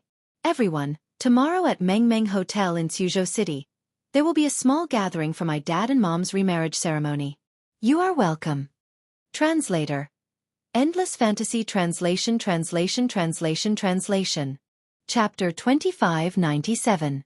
The old lady had been hypnotized by Yun Jian since just now, so she was in constant shock. Using this opportunity, Yun Jian wanted Zhou Ran and Yun Ni to remarry. None of the Yun family members who had followed the old lady's request and forced Yun Ni and Shen Tuan to marry each other dared to make a sound. Then everyone, see you at the hotel tomorrow. Yun Jian opened the door and asked them to leave. She was smiling innocently. If they had not seen Yun Jian just now, they would have thought that Yun Jian was just an innocent girl. Definitely. I'll definitely come tomorrow. Haha, for sure. A relative of the Yun family grinned. He sniffed and frowned. Then, he grabbed his wife and left with a fake smile. Congratulations on your marriage, rebel. The other member of the Yun family also imitated this person's actions. He patted Yun Ni's shoulder, pulled out a smile, and fled with his family. Not long after, the dozen or so distant relatives of the Yun family, who had been called over by the old madam, had all disappeared. Yun Ni's younger brother, Yun Zhou, pounced over to pull the old lady and helped her out of Zhou Ran's house quickly. Once the Yun family left, Zhou Ran's house fell into silence. Zhou Qiang, Wan Yuyu, Mu Zishi, Jing Cheng, and the others had witnessed the entire incident from beginning to end. Until now, they were still unable to recover from the shock that Yun Jian, who was about the same age as them, had the ability to intimidate so many people in the Yun family single-handedly. In spite of it, they would be rather thick-skinned if they did not leave at this juncture. Thus, all of them excused themselves and left. Jian. Do you have any way to investigate? Yun Ni asked Yun Jian anxiously once everyone was gone. After knowing Yun Jian's identity, almost everyone was afraid of her, but Yun Ni, Zhou Ran, and Yun Yin were not. Of course, Yun Jian didn't reveal her identity as an assassin just to scare the old lady. My brother is not dead. Tomorrow, after you go to the Civil Affairs Bureau to register your marriage, I will take you to see him. Yun Jian already knew what Yun Ni wanted to ask, so she spoke first. After that, Yun Jian paused for a moment and her red lips curved slightly. I'll take you to the city where I've been living all these years. Just treat it as a vacation. I believe you'll like it. That night, Yun Ni stayed at Zhou Ran's house. The next day, they followed Yun Jian's arrangement and went to the Civil Affairs Bureau to register their marriage again. They even hurriedly held a small wedding banquet. Even if the old lady did not agree, she did not have the chance to refute. Yun Jian confessed some things to Zhou Ran, Yun Ni, and Yun Mu. For example, Xiao Yunzhu had been killed before, but he had been reborn into this body. His current mother also existed. Another example was her relationship with Qin Yiru and Gu Junjian. Other than her identity as Slaying God, the top secret agent on the International Secret Agent ranking list, and her identity as the Witch God of Yulong Mainland, Yun Jian basically didn't hold back anything. Yun Jian dared to say that because Zhou Ran, Yun Ni, and Yun Yin were all low-key and secretive people. As expected, after hearing Yun Jian's words, the two of them didn't say anything and insisted on rushing to the fruit shop to buy fruits for Qin Yiru, Gu Junjian, and Xiao Yunzhu's reborn mother. Moreover, for the sake of Xiao Yunzhu's future, Zhou Ran and Yun Ni would not bring Xiao Yunzhu to Suzhou no matter what.